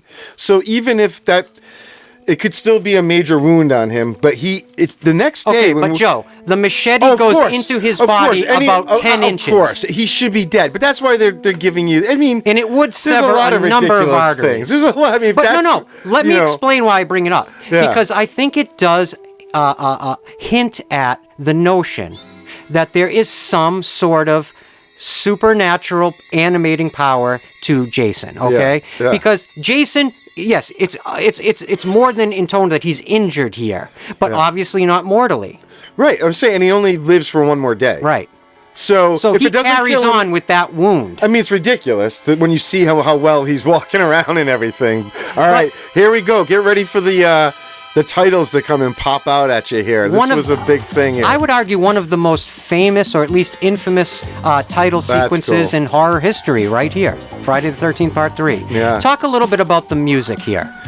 Okay, yeah, so this is still Manfredini, but he brings in this guy, Michael Zager, for this particular track, because he was known at writing sort of these poppy disco-flavored pieces. Mm-hmm. And they worked together for a day, and then Zager kind of did the rest, and you know, I love it.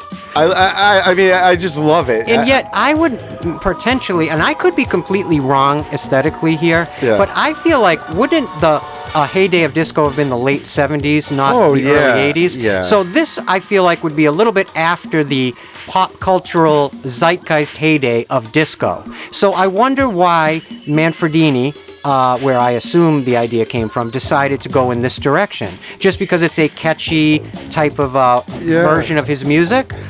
But it's definitely disco. Am I wrong? Oh, no, yeah. No, he mentions it in interviews. But so he uses that word himself? Yeah. Okay, there you go. So it was in the intent. Yeah. Now, maybe there are people in music fans that are deeper than me. I don't know a ton about music, to be honest with you, but in popular music. But maybe disco was still super popular in 1982. I don't know where the directive came from or why they decided. Maybe the studio was like, hey, you know, I don't know. I don't either. Yeah, that was when he brought in that guy for just that one thing. And it works like gangbusters. And the funny thing is, it has aged beautifully. I love it. I mentioned to Joe there is a really cool fan a music band called Nilbog. They're a band, and what they do is they do like electronic music versions of like horror themes and things like that. And they do a very famous version of the Friday the 13th Part 3. I'm sorry, but it was really cool with these glasses. When you would go by the cabin, like the depth inside the cabin. Wow, look at those! Look at the curtain. No, not curtains, but look at the sheets. Oh my God, those are in 3D. Wait till you see seeing it. Wait till you see the pole. It's actually pretty decent. I have to say, the 3D in this home video. Oh my God! When you go through the depth. Now watch him when he lists this up. This is great. This 3D works. It works incredibly. Watch this. Oh! Whoa! That's so cool. Oh my God! That was so cool. I'm sorry, but that was cool. Oh my God! Now think of, when was the last time you probably watched a movie like with these glasses? I have to tell you. Hey, that's Steve Miner, by the way, on the TV making his cameo as the newscaster. His Hitchcockian, cameo. We are 5 minutes into this movie, and I'm going to say it right here. Yeah. 25 movies in, I'm already having the most fun yet ever watching a movie doing a fan commentary for Haddonfield Radio. I guess this 3D works like gangbusters. Legs and stuff. I didn't realize that there was depth in all these shots. I thought it was almost more like I was talking about the more modern Real D 3D. Yeah. This looks more like that to me. I think it took my eyes for a second to it. Whoa, look at the antennas. That is so cool. People at home are getting so annoyed listening to us. We can't do this the whole time. People are getting so annoyed. I can feel it. I have to say, this is pretty cool. Wow. Guys, I'm telling you. So who put out this home video? Exactly. So I want to say, the newest version of this movie, which I think is that Scream Factory box set, it has like a 2D and a 3D version, but it's not the original 3D. It's sort of been converted to that new type of where you wear, it almost feels like sunglasses because it's just doing a polarizing thing. But there are these older Blu-ray sets that I just go off eBay, and they come with the glasses, and it's the original red-blue anaglyph 3D that you would have seen in the theater. That's such a banger of a word, anaglyph. I have to say, it's something. I want to say again, I feel like whether it's because this is a more modern version of the vintage 3D technology, say a 2009 era version, because it does look much more immersive than I remember when I used to. This is the same print. I was a kid, I watched The Creature from the Black Lagoon's 3D transfer that aired on like WLVI TV 56, and I do not remember it being this mind-blowing. And that was the old 3D. This is super 3D, right? So like the separation between foreground, background, and middle is so dynamic in this 3D exhibition. Yeah. I'm super impressed by this home video release so far. Yeah, yeah. So that's the thing with these older Blu-rays, just maybe 10 years older or a little more, is that's the original theatrical way. I mean, look at the windows between him and the guy, and Now look, that was anyway. I'm not even thinking hold about on. my I notes want to over say here. as another observation. I'm about to be 50 years old, so it could be my eyes, and I certainly have had depreciated vision over the last bunch of years. But is it possible that there's moments that aren't in 3D? Because I feel like sometimes I feel like my eyes are sort of crossing, and then they go back into focus again. Exactly. The wider shots are a little less, you know, but it's still there. If you look at the windows and then the counter. I wish you could see every movie in like this. And it was cool seeing Jason in the background there, and you know, which is very Michael Myers, by the way. It is, especially with those sheets flowing in the background. I mean, you instantly associate Michael Myers with those sheets. And that's Brooker doing them all, even though they were thought about maybe having somebody else, but they're like, no, like it needs to have the same tonal feel that, you know, from the same actor for the whole movie. I love the eccentricity in the characterization here, the simple eccentricity of including the rabbit. And I love that he's just drinking from all the stuff he's selling to other people. It always freaks me out. It's super eccentric. And also, I think his death scene is really, really lovingly done and lovingly acted and has almost a B-movie vibe to it. I think this actor knew the frequency of the movie he was in. Well, supposedly his death scene is a reference to the movie, I'm not going to be able to say this. Oh, boy. Anthropophagus. Okay, what are you? Is this from a fever dream you had? And he uses a meat cleaver like. Try it. Well, let me see the word. Give me the word. Ready? Right there. Where? Hold on. Right where my thumb is there. I got 3D glasses on. I know. Okay, yeah, you were about as close as I'm ever going to Yeah, get. I don't know. Anthropophagus? Something like that, yeah. Okay, yeah, great. I don't know. So it's supposedly a little homage. Great marketing there. Great titling. Jesus, that must have Maybe it was a that must foreign have sold film. out showings across the country. This was the first Friday the 13th movie released on Friday the 13th. And yet it takes place on Saturday the 14th. Exactly. And it's weird how much hair Jason loses overnight, right? Well, I think he quickly realized people have a natural issue with gingers. And he caught that vibe, and he just did something about it. His hair was really kind of stringy and kind of like, he was getting the male pattern baldness to begin with. I think they just knew they wanted to go a little more I think Jason realized as the 70s ebbed and the 80s began, the Leonard Skinnerd look had kind of gone out. And he was going for a whole new vibe, back to his childhood, bald. I love it. If he grew such beautiful hair that was red hair, why was he bald when he was a kid? Well, I noticed that you made sure they didn't show you that in the flashback from part 2. It's always the baghead version, so you don't Probably a wise question it. decision. Because even when the flashback they have within this movie, when Chris is remembering his earlier attack, he's bald. So I think it's just sort of like a retcon. You know, watching this movie, another thing that always stands out to me, looking at it from the modern perspective, I really miss the rhythms that movies used to have. Do you know what I'm talking about? This movie still retains that sort of independent feel, though that, you know, not very glossy Hollywood yet. But it's all, I'm telling you, it's those in long shots. And it's in the edit. And they will take their time with things. Yep. Yeah, exactly. Like they allow the gags and the suspense to sort of build. Whether sometimes the elastic might break in some of the sequels, and sometimes they work perfectly. Right. The gags work perfectly. I just sort of miss, in a general sense, Yeah. the rhythms of films from the 60s, 70s, 80s, sort of into the 90s, but maybe up to 95. I want to know why he didn't wipe his butt when he got off the toilet. Well, I mean, look at how he lives. He's I guess. drinking and eating food off the shelf and then putting it back. He's not too concerned with the hygiene, I'm sure. So another big monumental shift with this movie was moving from filming it from the East Coast. They're now filming it in California, basically because they were sinking so much money into the technology stuff for 3D and all that they had to try and save money other places. And there we go. I just love the death scene. I love how it's staged by Steve Miner, the way he collapses into the shadow. I think it's great.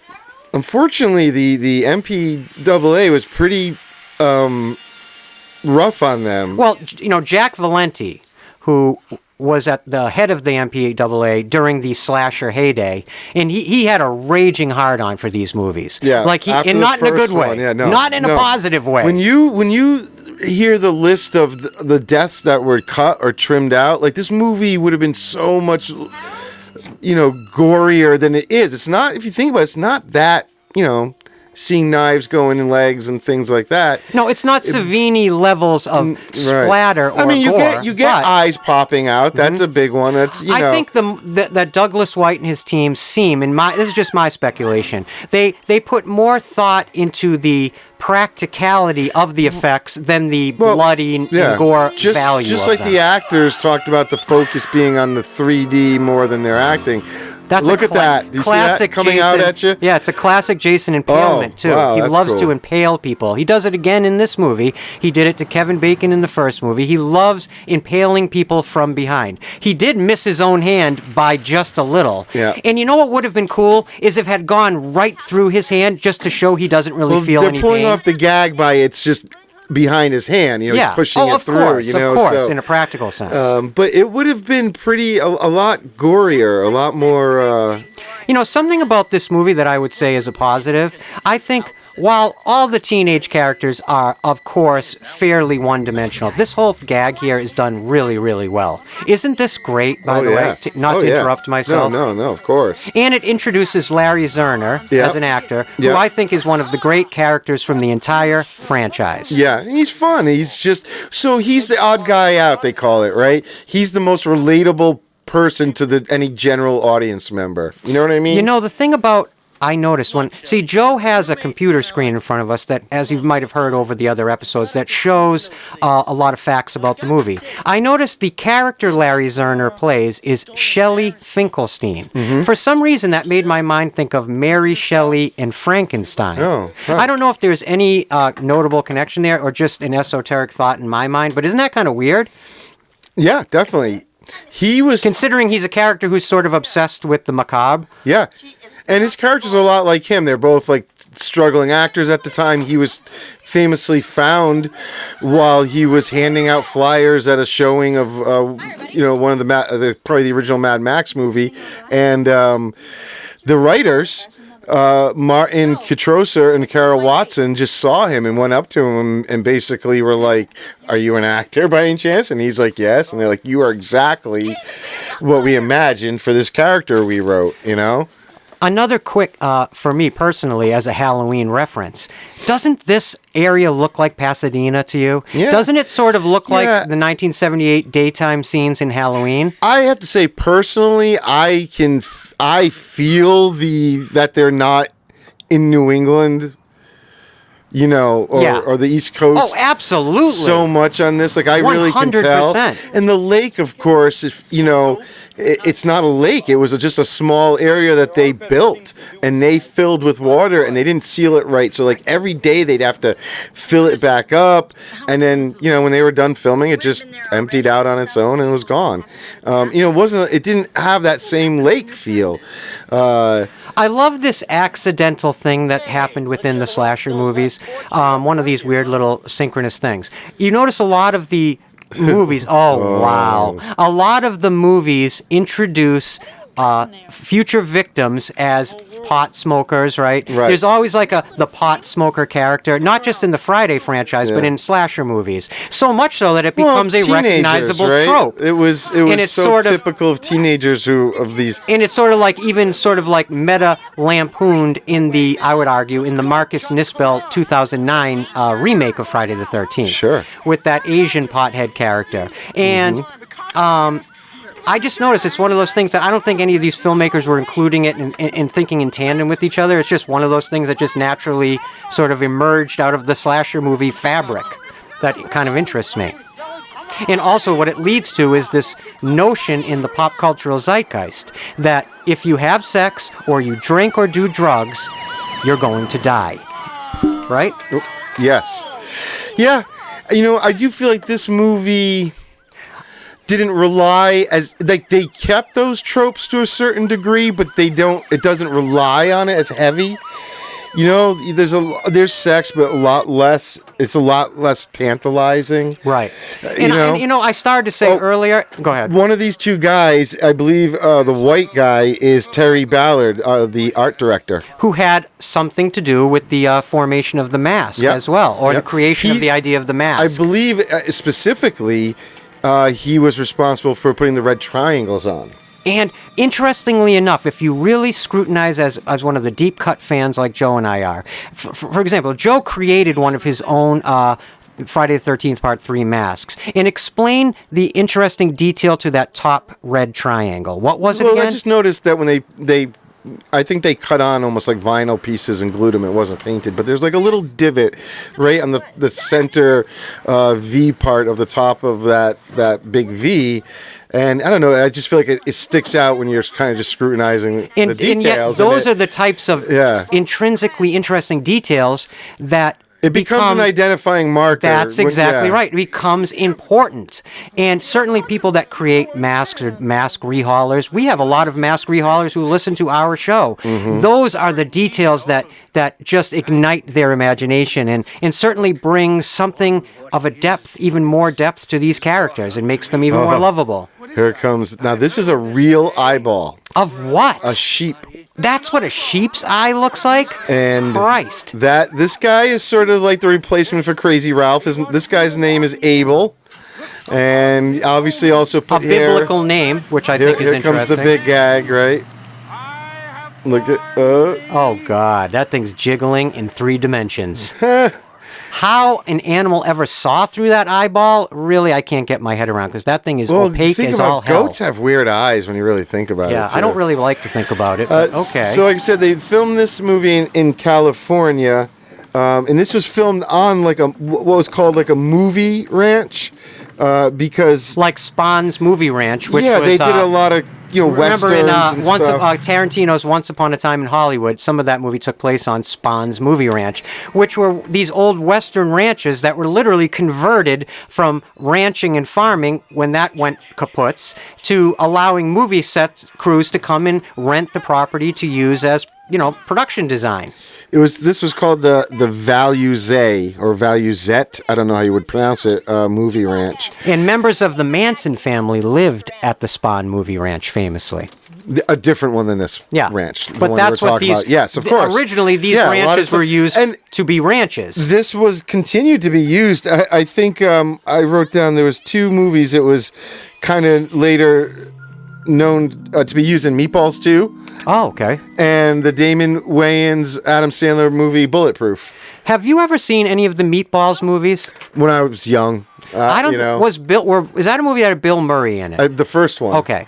I've never seen any. Then there's one of them where there's an alien shows up. That's one I remember seeing a lot when I was a kid. But it was almost like their weird version of a E.T., a comedy. The Meatballs movies and the Police Academy movies, for some reason, I always lump in the same mental folder. Oh, the first I will go on record and saying, Kentucky Fried Movie. I throw that in that folder too. Why? I don't know. The first Police Academy movie is a good movie. It is different than what they became. It's like a real... There was like 8 of them. But that first one's like rated R. The rest become like PG. Yep. And so it's a very...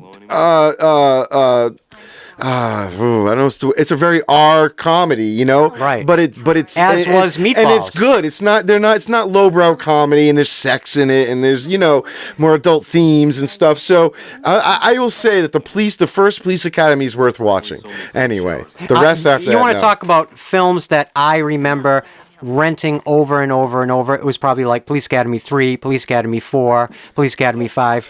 Another, you mentioned Damon Wayans. I always think of Major Payne. Yeah, you've brought that up. It was one of my favorite comedies of all time. Directed by Michael Myers. By Nick Castle. Yeah. There you go. Another Halloween reference. And I will want to point out, as we're going by all these scenes, like there's all this incredible depth between the characters and their backgrounds. I was going to say this earlier, and I lost my train of thought. These are very likable characters for one-dimensional potential murder victims. I'm talking about the 3D. Like every scene has got there's this wonderful dimension in all these scenes. Absolutely. You know? I thought you meant to mention to the characters. You know, you see a little bit of that ghosting image thing because but it is generally pretty. Wait, what do you mean by enjoyable. the ghosting? I'm not seeing that. Look around their arms. You can see the lines from the other angle, sort of. I see. At times, I see. it's not as obvious here, but I when didn't they were notice it outside, until you said it. Yeah, it's just every once in a while, you know. But in 2006, fans of this franchise accidentally burnt this house down. Whoa. Yeah. Wait, what? So in later years, Fans of the Friday the 13th movies? yeah, so besides it being used on real movies for a while, it also became this like mecca for people to sort of like, or young kids and everything to kind Because of break it was in. still standing? Yeah, they Right. were, they had parties. Sometimes I think everything they say from like porn was shot in these.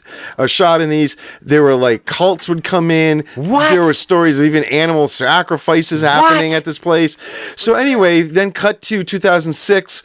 Some Friday the 13th fans go to check it out, and they park sort of in the woods and then walk their way in, party for a while. They go back to their car. Their car is dead. Now it gets very cold at night, so they go back to the house to sort of stay warm, but they also kind of keep partying, and it gets cold. And they didn't know that the fireplace is not a real fireplace. It's fake. It's a movie house, and they lit a fire, no. and they set the whole place on blaze. Now, there's even more to this story. One of them, on the way out, turns around and takes a picture, like on an old school film camera, or maybe Wait a minute, digital. of the set on fire? Yeah, it's mainly intact. You can just see out of one window all these flames coming out.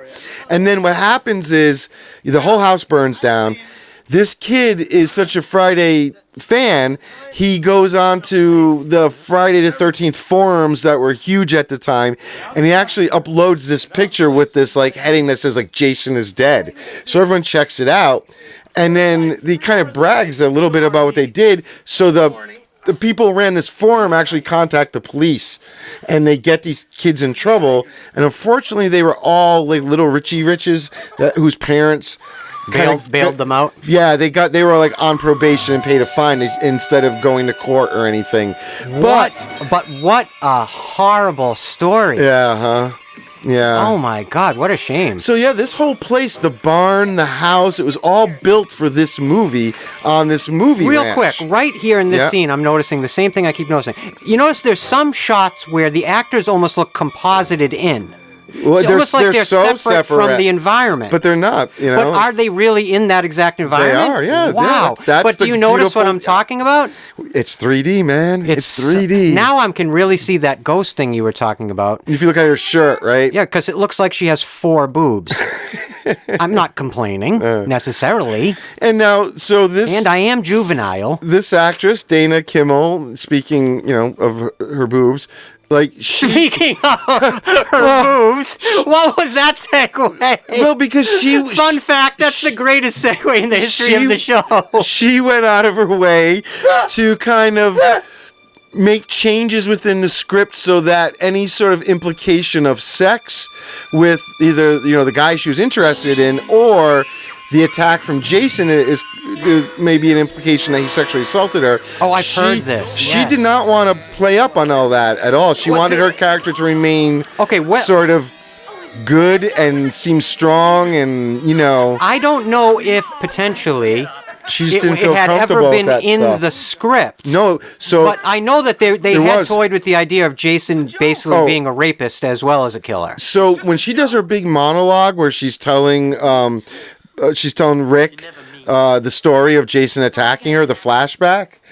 There's supposedly the story is that she and Miner got into it a little bit because there were supposed to be things said during that really more finally, pointed the finger that Jason did possibly sexually assault her. Good and God. she did not want to do it. And they had like a little bit of an argument Well, that she thank God ultimately that's won. not the way it turned out, because that would have colored the character in a way that I don't think you can ever come back from it, in terms of the character being some sort of a pop cultural sort of anti-hero, antagonist / protagonist. Like, in other words, kids are going and teenagers going to the movie theater because they want to root for Jason. The minute he would have gone down that road, how can you really ever get behind him again? I'm glad they didn't too, because as bizarre as that look sounds. At the grass in the foreground. Yeah, it's incredible. This was a scene that was sort of added on the spot just to sort of help fill some time and more character time. But yeah, it also if Jason did that, then it's like a different motivation. He shouldn't. It's just a part of his being that I'm glad they didn't try to add into it. He's like we were talking about earlier of him just being this vengeful man that wants to kill because of what they did to him and his mother. Then I don't know. I like that they didn't go down the sexual attack road with her, but. I thought it was interesting that there's not a lot of sex in general in this movie. And oddly enough, the girl who gets naked... Which was kind of a defining feature of the first two. Yeah, and the girl who gets naked is pregnant, which I feel like kind of, I don't know, and remember, weirds me out. Remember, guys, that actually made me flinch. Yeah, look at that. That wallet made me flinch. And I think they had to do a lot of takes to get the wallet to go to the right spot because, of course, he's just throwing it. Just think about something though, like forget it, I lost my train of thought. So you know why I lost my train of thought? Because I have to tell you something. In movie history, in my opinion, and I've watched a lot of movies in 50 years, okay? These have to be the least intimidating, least frightening biker or biker gang members ever depicted on film. As a matter of fact, they look like cast-off extras out of Robert Wise's West Side Story. Yeah. More than a dangerous biker gang. Am I wrong? No, you're right. You're right. Like, she is a good actress. Do you know her name? Yes. Gloria Charles? Yes, exactly. And her character's name is apparently Fox. Yeah, she passed away not too long ago, a few years ago, too. Yeah. Well, I think she's really good. Yeah. Of all of them, I would say she does have a bit of natural menace. Yeah. But generally it's a weird speaking, storyline. They're like the Sharks and the Jets. Am I wrong? Yeah, of course. I am wrong? You're agreeing with that? No, I agree with what you're saying. Oh, thank you. Yes. You scared me there. And I know when you get to see the white guy there, is that Loco? That's Loco. When you see him older doing interviews now, he's like just not. He's so not intimidating. And like the tall black gang member actually looks fairly threatening. Like he has bad gang management. He needs to get himself in a better gang. Ali, the character's Ali, and there was a version of the movie where the look at him. Like I buy him as a scary biker. Yeah. I don't know how many scary black bikers there were in 1980, early 80s. Was that a big thing? I don't know. I always associate biker gang characters as a trope in movies with, scary, mutton chop, muscle mustache wearing white guys. There's a version of the movie where his character survives through the end, barely, but he was alive. Ooh, okay. Yeah. I like that his weapon is the chain. Yeah, I know. It's like that's an actor. And the other thing definitely a sensitive actor portraying a tough biker gang member. It almost looks like Dance when he was threatening him with the chain. The way he easily breaks all this glass would never have happened in a car. This would be safety glass that doesn't shatter like that. Even if he cracked it. That was a cool effect. Yeah. They actually filmed this scene twice. They did this scene first to sort of, I think, get a feel and test things. And originally, Shelley was going to wear glasses. So if you see, there's like stills and stuff of what looks like him filming the scene, but he's got glasses on. It's because they did it first, then they came back and did it again. And then there was another scene scripted that was cut out. That after this, they were supposed to actually get on their motorcycles and chase him down, and then Shelley was going to take a bottle of champagne that they had bought and pop the cork in his face and make them crash off their motorcycles at that point. But they decided not to film it for whatever reason and end it like this. I have to say, it's a great little hero moment for Shelley as well. That's just, here we go. This is an infamous shot from this movie, the yo-yo shot. Yeah. It's pretty cool. I don't know about you. Have you ever actually tried to yo-yo? I mean, with the kids, yeah. You can yo-yo? No, I didn't say I can, but I've tried it. I've never, ever once. Once in a while, you get to go up and down a couple times, but that's it. I have never once in my life got a yo-yo to go all the way down and then back up. Even more, maybe once, but never more than once in a row. So shots like that, if you're not watching it in 3D, it's almost ridiculous. It almost seems like, what the hell is this? It's just ridiculous. So, I don't know. You gotta, I think, see this in 3D. I'm telling you right now, I am 100% sold on what you just said. You're absolutely right. Experiencing this movie, even in its home video format, now is exciting in 3D. Yep.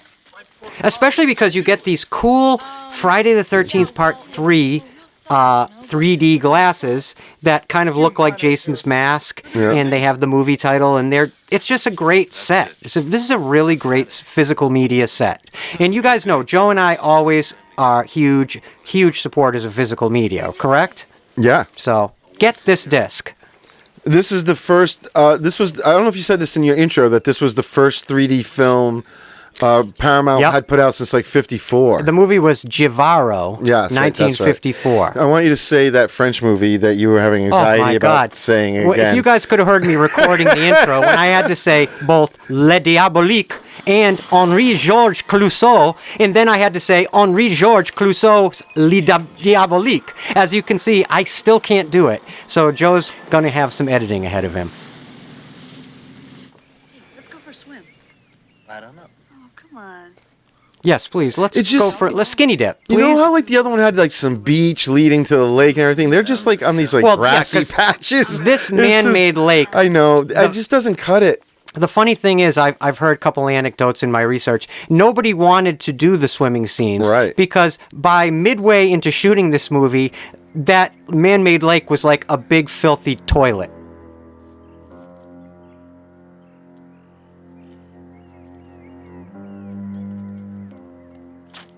The woman who plays Pamela Voorhees at the end was also the second like assistant director or second unit director, something like that. Wait, what? Yeah, hold on. I got it right here. Hold on. I don't know how you can see your notes with those. Marilyn Poocher. Oh, okay. And she was the second assistant director, and she said, when she went in there, it was gross. There was like all this mosquito larvae, and ooh, Well, it's interesting. Mosquito larvae actually exist in water. Mosquito babies are in the water. It's creepy. Right.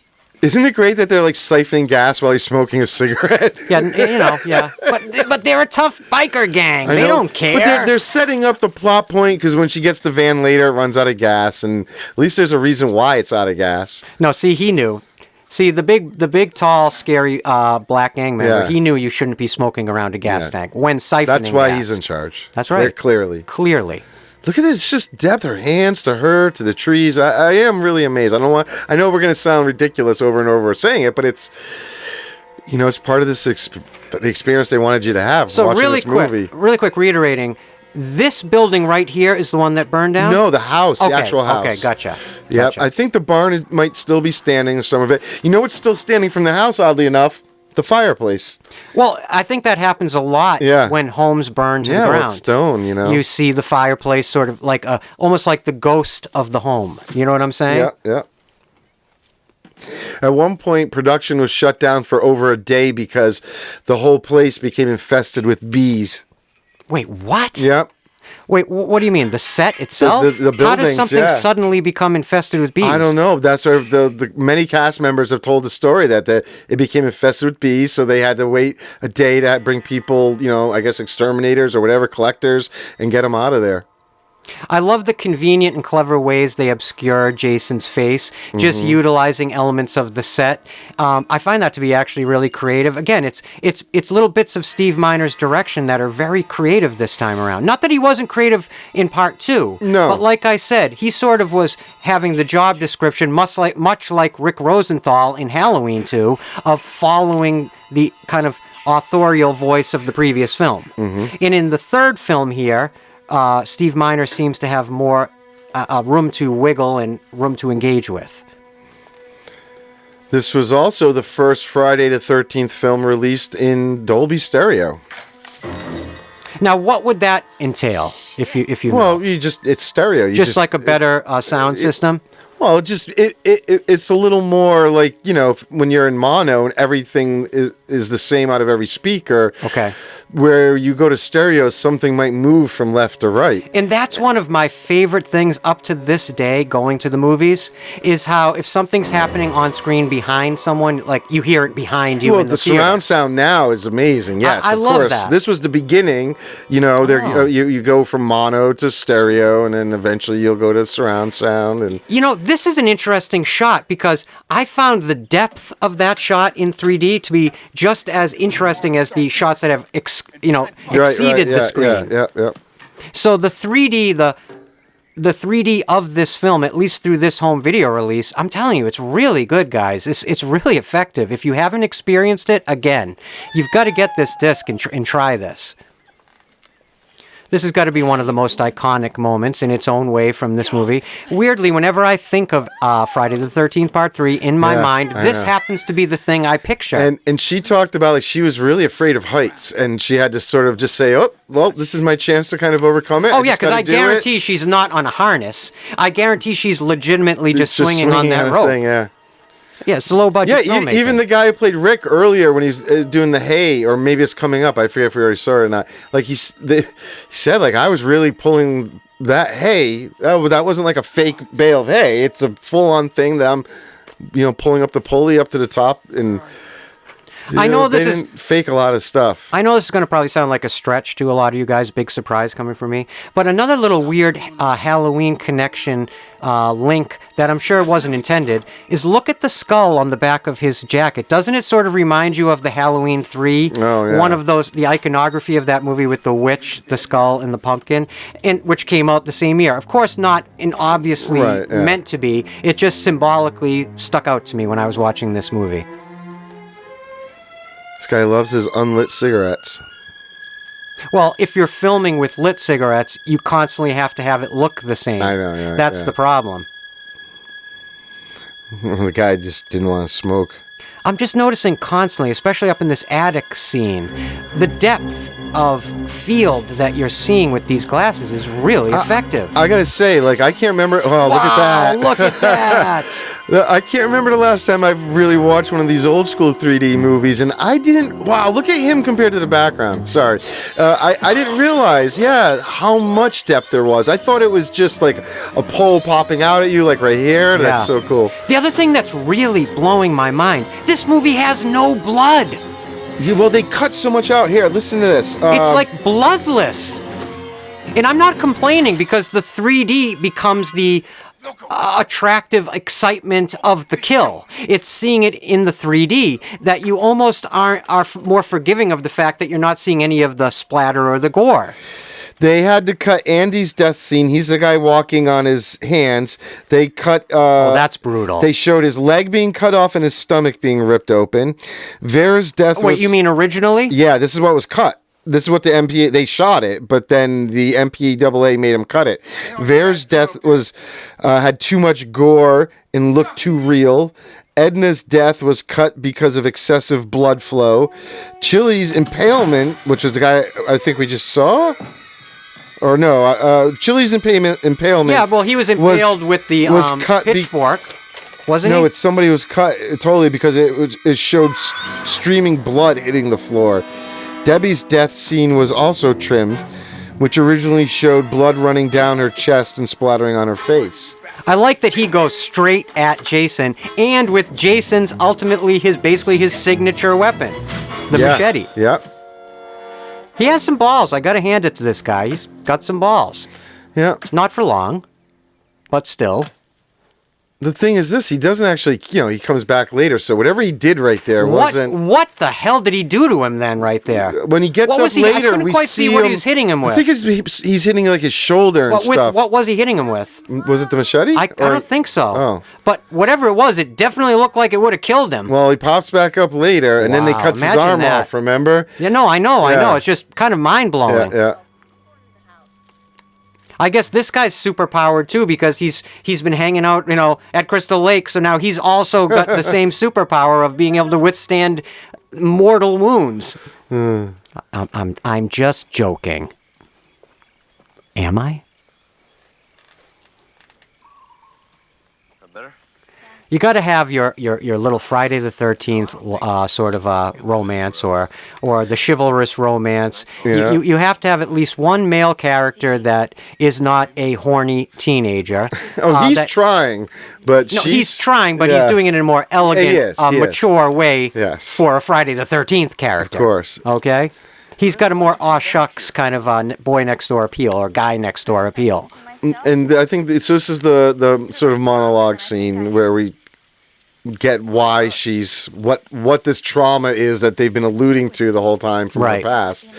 And of course, we realize she's talking about Jason, but they don't yet, you know.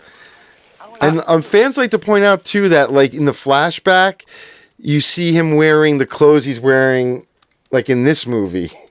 But it's supposed, but he didn't Wait, get say it. that again. I didn't follow that. Like in a minute when we see that Jason in her flashback, her previous attack, I've got you. that he's wearing the same clothes he's got here, which he only picked up from the clothesline in the beginning of this movie. I don't know, just one of those continuity things. I've known you now for over 30 years, and I don't think I've ever asked or wondered, but do you know how to juggle? I can. You can juggle? I can do it. I can't do it indefinitely, but I can get a few. Well, you good- better figure. You Because better I don't- not be lying, because on the next no, live because I stream, don't I'm going to make you practice. juggle. Because I don't practice, but I can get it going, and then I kind of Well, lose start it. practicing, because you're going to be doing Yeah. it on the next live stream. And now that Larry you say you can Zerner do it. actually was already trained by like one of the world's greatest jugglers. And so the juggling Wait, scene. what? Yeah. So what happened was Awesome. they wanted to Fun fact. They wanted to originally have them playing like ping pong. But they couldn't control the ball enough to make the 3D work. They couldn't always get it to land what they wanted to. And so Larry was like, well, I can juggle. And then the other guy said, well, I can kind of juggle. So Larry taught the other guy how to juggle a little better. That's a great anecdote. And he I love that. supposedly was trained by like one of the world's greatest jugglers at some point in his life, you know? You know, just as much as we discussed how Richard Brooker really set such a standard for Jason as a character, I would argue that for all the kind of goofiness of his character, Larry Zerner sort of sets a standard for future Friday the 13th characters. Like I said, I think they call it the odd guy out. Yeah, He's exactly. that, I love that. I like that the Larry Crispin Zerner, Glover, right? as an And- actor, has that additional sort of currency that he can claim as part of this franchise. It's usually the guy who can't get the girl. Yep. You know, maybe in the other It one you becomes want to a- say it's part of the DNA. the part two. It might have even the guy in the wheelchair was getting a girl. It was the guy who makes it, the tall lanky guy in the Okay, bar. yep. You know, I don't know. No, he was Yeah, kind of one I of the see what you're gang saying. though. But there's always one, right? I keep noticing this strange thing that, to me, a lot of times the humans look completely separate from the environment. Right, I know. Like as though they were get it composited. so sharp, right? Exactly. It's a lot of what's also help making this work is where they're putting their focus. You know, the lens. And it just really separates. Now, they're using the crane to be able to do all these it's a cool beautiful shot shots right where there. they push in on things, you know, like that. It was a really smooth, seamless sort of push-in, and you have to consider the fact that you have to remain in complete focus for that entire push-in. So that must be the Luma, right? Yeah, With- yeah, exactly. I think everything was shot with the Luma, pretty Really, much. that's awesome. This is so Debbie's played by Tracy Savage. This was her last film. She almost didn't even want to do it. She'd been a child actor since she was 2, and her mom though was her like agent, and her mom sort of accepted the audition for this on her behalf, so she did it. But she was about to go to college, and what she became was a very well known Los Angeles newscaster. For years, she was on the news and was one of the people who covered like the O.J. Chase and stuff. So she had this whole other career on TV in news. I also wanted to say, going back to that scene you're talking about Yeah. there. Also, if you look at the table behind the actors as they are about to engage in coitus, you will notice fertility statues are actually placed in the background. Now, I would argue that symbolically, that lends credence to these sort of supernatural ideas that are at work about sex and death within the Friday franchise. It's interesting that whether it was Steve Miner, a set dresser, an art director, a production designer, someone of an assistant, somebody placed fertility statues right behind two actors right as they begin to couple. And I find that to be very interesting against the themes within the Friday the 13th movies about sex and death. The link. And this being a house built for this movie, everything in this house was placed exactly. there. Yeah. So next time you watch this, look in the background. It's not even in the background; it's right there. What are they? I didn't even know. What makes you say they're fertility? Just statues? from looking at it to my eye, Yeah. and hey, maybe I'm wrong, and somebody out there will tell me I'm wrong. But to me, at least the one on the right of our right as an audience member, to me looked very much like a traditional, like ancient world fertility statue. I just think it's interesting in juxtaposition with what's going on in that scene, and then in meta juxtaposition with the idea that Jason is essentially enraged psychogenetically by sexualization, because that's what ended up getting him killed the first time. Yeah. If you think about it. That's why I think it would have been wrong to imply that here he sexually.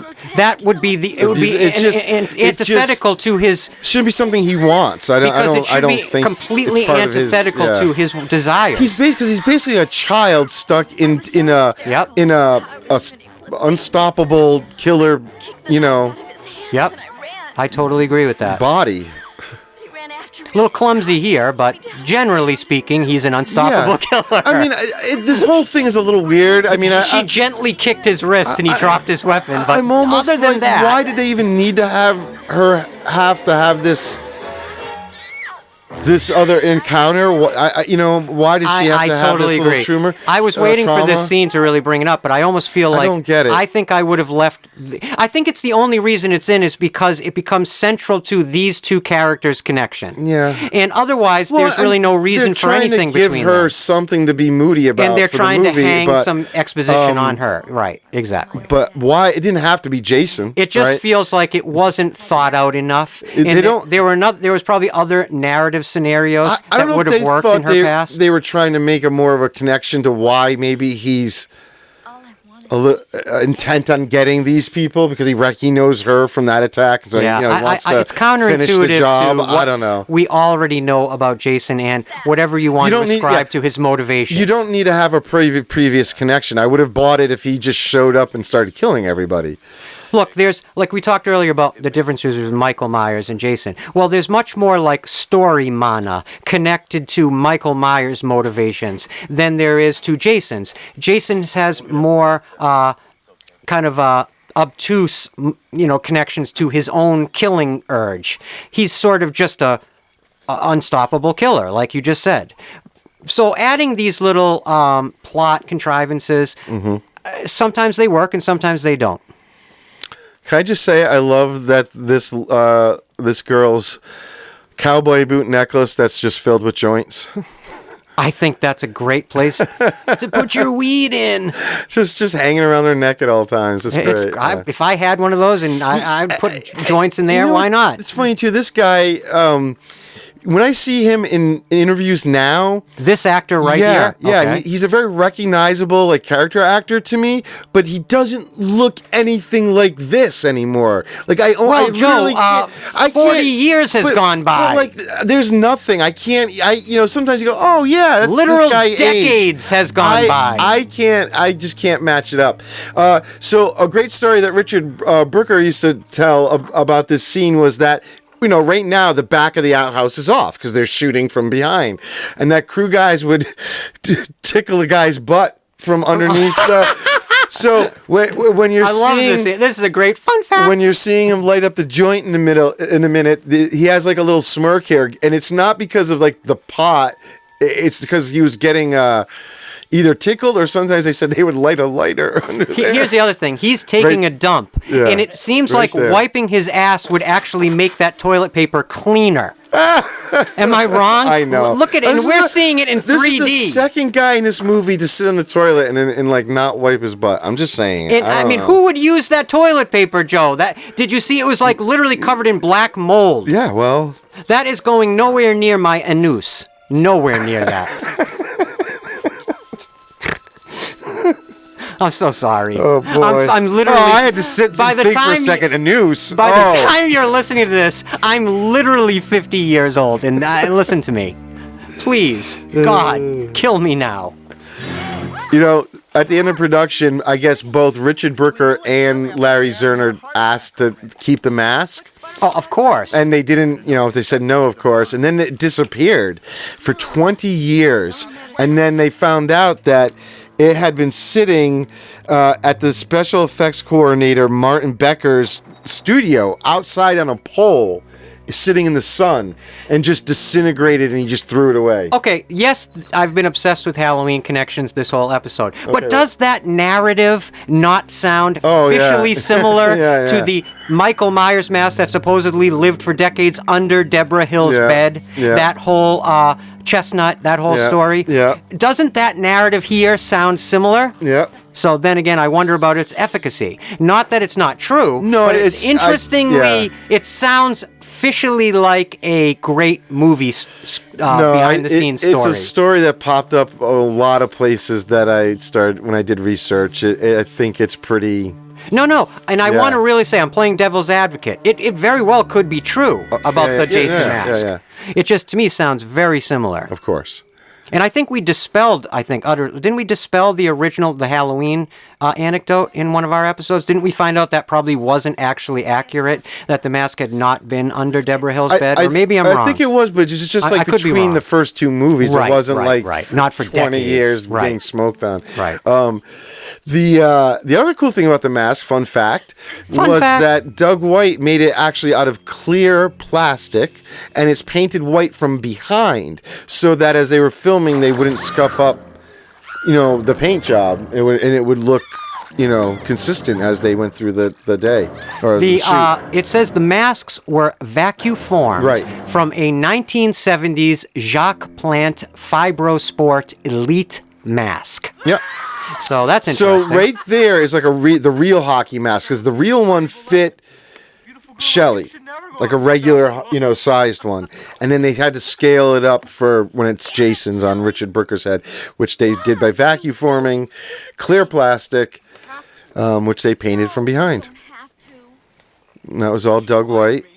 After Steve Miner was like, we got to use that. Larry Zerner also gets to say that he essentially introduced the hockey mask to the Friday franchise. That's another cool little detail he gets to lay claim to. Yeah, so at least on screen. He basically didn't act much after this either. This was the end of sort of his acting career. Well, he wasn't going to become Richard Gere. No, I know. I mean, and I don't mean that against him. But he's a lawyer. He's a lawyer now. Yeah, that tracks. And like an entertainment lawyer too, that out tracks in California. Even more. Yep. And he loves to joke like they're like, if they asked me to come do one, I'd have to say no because I make too much money as a lawyer.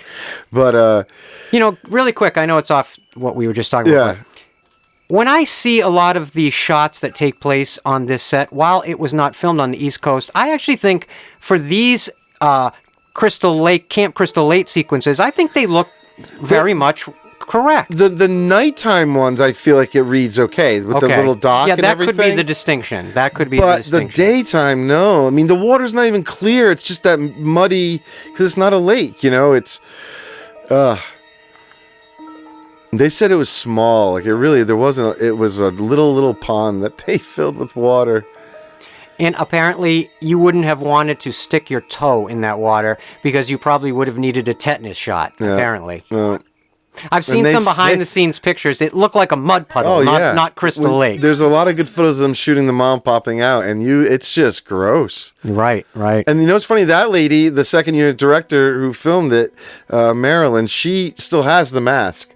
And she pulled it out for an interview I'd watched, and it's all dried up and cruddy, but there's still like little latex rubber like worms in it and stuff. Well, I always see the term masks when they're describing the set of Friday the 13th Part 3. Yeah. So my guess is there must have been a number of them, maybe a few of them probably. Well, generally, I mean, there was a couple just because there was like at least the solid one and then one with the axe cut. But Richard Brooker has said that he thinks there was just the one main one until they have to put the axe hit in it. Right. So, I Again, don't know. another one of these shots right here, sitting on this dock. That a shot of just a moment ago to me looks so composited. That's Larry Zerner's actual mom. Oh wow! Yeah. Great little Easter egg. He says that photo still hangs on her fridge. Let's call that a fun fact. I will say, and now this character will never see the picture of his mom see again. how this water is not? It's just It doesn't it's just look muddy. No, You know. yeah, you're right. It does sort of. If you've ever seen a real lake, though, But- lakes mostly look like There's a muddy. little clarity. diffusion. I think that's Like you that know. looks like the edge This of a lake. isn't to horrible. me. It's not horrible. No, not at all. And considering that this is just a different area of Crystal Lake, it's not the other camps. That's a really good point. You know, it's the same lake, but we're in a whole different supposed side or area. You know, one thing, if you guys have ever seen the Never Hike Alone fan films, one thing that Vin DeSanti does really well, the director of those films, is establish the size of Crystal Lake, the campgrounds alone. So there's lots of room that you could be seeing an element of Crystal Lake we just haven't seen before. Here's a the different kind of iconic- terrain. There's the first time we get Jason in the mask. You know? This is one of probably my second favorite shot of the movie. Here we go. Ready? Right here. Get ready for it. It's coming for you. Oh, that's so cool. That is so effective That on was every so level. cool. The edit, the Douglas, and the way He drops it, No, he yeah. doesn't just drop it. He tosses it away and casually walks away. It's elements like that why I give Richard Brooker such an important distinction in his performance. And he gives so much interesting personality to Jason. I swear that what's supposed to be the injured shoulder does have a slight little drop. I'll to give it. you that. I was But thinking that too. Anyway, but he is, even though he was a big, tall guy, he was like 6'4", they did pad him up a bit on this one, you know? And we when we were talking about that yesterday, preparing for this episode, of course, it made us think of George Wilbur, who played Michael Myers in Halloween 4. Yep. They padded him up, but it sort of looked a little artificial. Yeah. I think the padding they do to Richard Brooker in Friday Part 3 looks great. Well, it helps that the makeup, like they gave Jason that weird kind of big, thick neck that is able to instantly, it deforms the natural shape of someone's chest so you can go with the extra bulk. And it creates, like I said earlier, a distinctive silhouette that really goes on to basically genetically define the interpretations of Jason going forward.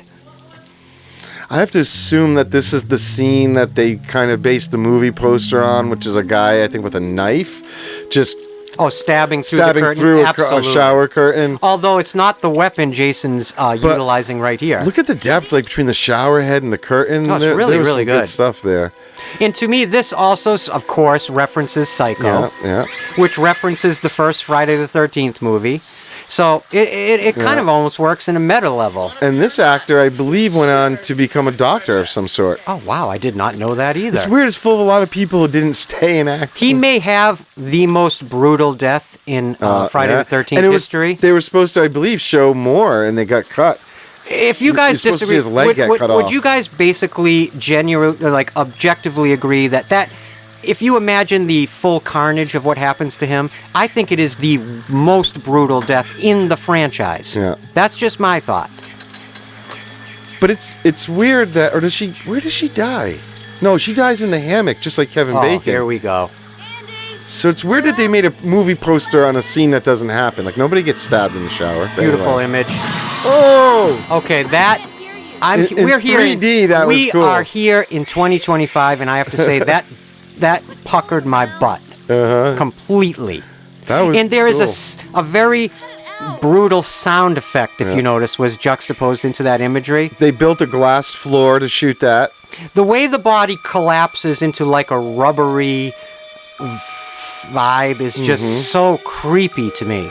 And I've read that I guess like her death, like they intentionally, supposedly like, it was an homage to the Savini Kevin Bacon, because it's the same death basically. You know, they pulled the trick off the same way with the fake body and her head coming out of it. Right. So I don't know. I've read that it was done as an homage more than just they're just copying. You know. Well, like I said earlier, it becomes one of Jason's signature killing methods. Well, and in this whole scene, like she's reading Fangoria, and the article is Right. talking about Savini, Yep. and so I think this whole little scene is supposed to be a little Savini shout out because Well, Steve Miner look, worked with him. You know, listen, on the and first- so did, and Douglas White knew him as well. Yeah. And going all the way back to the genesis of the ideas for Jason for this movie, in terms of the aesthetics and visualizations and iconography, it was all going back to the original design Savini made in the first film and getting away from, like we said earlier, the design in the second film, which Right. was Carl Fullerton and did Right. a really great job in part two. See the fertility statue? There it is. See it at the right yeah, I corner? see what you're talking about. Yeah. Yep. Yeah. I don't know if that's fertility, but It very well may not be, but it's certainly. I'm trying to figure out what the it's thing is certainly next to it. evocative of fertility statues. What the hell is that white thing? Some statue of some kind. Is it? And to me, it looks vaginal. So I equated it with it's a It's not tunnel. a weird like 70s, 80s radio. I love all that type of vintage stuff you see in these older movies. It's always fun. Well, and of look, course, she's the on like a wonderful Fangoria Yeah. shout out here, That's awesome. and Starlog, all of it. Just all of it. But it's odd. I don't think Godzilla. a girl that she would be reading Fangoria, but oh well. It's just great, though. I love it. I know. And I love those vintage Fangoria, the look of it. Oh my God, that's so brutal. Oh, yeah, the dripping. That And of course, hey, more brutal if she's a pregnant woman, and you know. the way that the blades coming up through the torso to me looks as good as Savini, and that's a real high praise for Douglas White and his team. I think yeah. that looked as good as Savini would have done. Maybe you guys disagree. I feel that way. 3D. I mean, what a huge mess you're going to have to now clean up. Did I hear you screaming? Oh, it's probably Debbie having an orgasm. You know, and then I saw some interviews with Tracy Savage, where I think she might have been implying that there's only one line in the movie that lets you know that she's pregnant, and I feel like I saw an interview where she said like, oh, that was added to add sort of more oomph to her death. So I don't know if the original intention was always that she was going to be pregnant, or if they did that after the fact. They did an insert shot to add that line to sort of make it more impactful, or to get to that 13 number. Yeah, I was going to say it leads to one of the most kind of one of the grossest statistics of this movie's history is if you count the death of the unborn child, you get 13 kills in this movie. And of course, that's very macabre type of thing to think about, but it is the truth. Ooh. I would not have gone down there in bare feet. I can promise you that. This kind of reminds me of the Halloween. Is it 5? The dad, the abusive dad in the. That's Halloween 6. 6 in Halloween 6. Yep. That gets What a douchebag he electrified. was. Like electrocuted in the basement type of thing. Same thing. An old, talk about gimmicks and tropes. The old, either a cat jumps out, or Yeah. now in this one, it's a, what do you call it? I was going to say a ventriloquist. What do you call it when a taxidermist? Taxidermy. Yep. A ventriloquist. What's wrong with my brain? Christ. Ooh, this does remind me of that scene. You're right, in that character from Halloween 6. That's so funny. Who's there? I also, when I was reading about like the history of the mask and everything, they kept saying that the original hockey one was leather, and I don't understand that. Okay, so I saw that too. The Detroit Red Wings, the goalie masks, I think had a leather, what do you call it, an embolding when it's on the outside of the mask? Oh, like it was a just stretched leather. like a skin on put the on a hard exterior plastic? of the Okay, hard all plastic. right, gotcha. And what that is if a hockey puck was to smash into it, the plastic would just right, shatter. right, yeah. The leather prevents it from shattering. Oh, look at that! So. I mean, as so, iconic. we should an- talk an about image. Jason. Here we have one of the, Jason that is most human in a way, that we get to see. The other one, he's in the woods, he's baghead and this and that. And here he's sort of just boldly walking around the world. Yep. He's also, you hear him moan and groan as he gets hits. Joe and I he's both- emoting. It's kind of weird to hear his voice. We both had said to each other in preparing for the episode how almost jarring it was when we both realized, catching up with this movie, that Jason emotes. Yeah. He makes noises. Yeah. And they feel sort of uncharacteristic for a slasher silent killer. Because it's not till the next movie, right, that technically, original human Jason dies before Yes. he becomes Yep. zombie Yep. Jason, right? Yep. Oh, here we go. It took them like 73 takes to get the poker, not that one. I think it's when it goes into her, to get it right because of like the angle and he's wearing a mask and on top of a mask and Oh, being stabbed and burned by the thing that's stabbing you. That's pure Jason. Mm-hmm. That's why Jason is an artist. And it's kind of uncommon to see him pick up one of his bodies right away, if you think Right. about it. No, I to go totally move agree. it into... Into position, Yeah. a new position, Yeah. which again connects him in his MO to Michael Myers. Using his victims to both satiate his vengeance and also to go to psychological warfare with his future victims is a fascinating thing that both he and Michael Myers utilize in their murder arsenal. Although Dana Kimmel here would go on, she probably recognized her from a lot of TV stuff. This was her last film. You're kidding me. No, yeah. Because I instantly recognized her and I looked up her Yeah, like, she looked credits. very familiar to She me, was in too. a million TV shows. Like a lot. So definitely, we've seen her. But this was the last film listed under her filmography credits. It's interesting to me. And she had done another one before this called Sweet 16, which is what they kind of attracted, their attention. That's what you're just saying there sort of was where I was going to. I always think about how the horror genre is very singular in and of itself in that it takes care of its own, so to speak. And a lot of actors find continuing work in other horror films once they're established within the horror milieu. Right. So it's sort of surprising to me that someone of her obvious skills didn't go on at the very least into other horror film projects. All the girls sort of, right? I mean, Adrian King was more because of The Stalker, but then when we get to Ginny, played by Amy Steele, Yeah. she, was offered you're right. to do another one, and she said no because she didn't want to get typecast. She said in a recent interview, more like, looking back, I probably should have done it. Yeah, they should have learned from Jamie Lee Curtis, who knew that you could build up a status quo for your career and then diversify. So that's what she did. Although I hear Dana Kimmel here was asked during one of the commentaries, were you offered part 4? And she said no. Wow. So well, the storyline for Right, part 4 of course, went in a very of course. different direction Yes, in a of way. course. A parallel, This yet is very great. different direction. Oh, I love this. Let's get ready for the eye. This is one of the big But effects. even right? the staging there that Oh, Steve yeah. Miner uses to reveal Jason is similar to that staging I mentioned at the beginning of the movie that reveals him coming through the window at the from part 2. Right. I love that camera work Steve Miner's doing.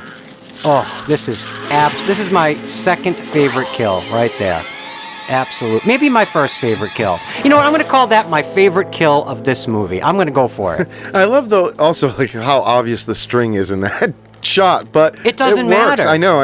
It works. It's too bad though. Like I think we were almost bringing up strangely- go that ahead. like sometimes the 3D overpowers what they had to do with the just makeup effects because to make it work for 3D, they had to do things like adding strings and all these other stuff that were a Right. little more obvious because it had to be so precise. Otherwise, they would just make it pop out. You also, you got to give Steve Miner, as a director of this film, a lot of credit because he talks about how this film had to be purposefully overlit in order to accommodate, again, the 3D Right, effects. right. And he said, how do you make a scary horror movie in bright light? And yet, I would argue he does a pretty remarkably great job. They were also using a brand new type of camera that had come out, and they were using this AeroVision thing with the camera. It's over under camera, which is like the new technique I think that they were applying to having that dual lens system. I think that's what they ended up naming it. Okay, cool. You got any fun facts floating around over there you want to throw out? No, these are all been my fun facts. These are all my. Any I know, more you I got know. on that big old I list keep of yours? forgetting to say fun facts, but No, all these. I'm just saying. I love all the ones. Just any other ones you've got while we're getting towards the climax here.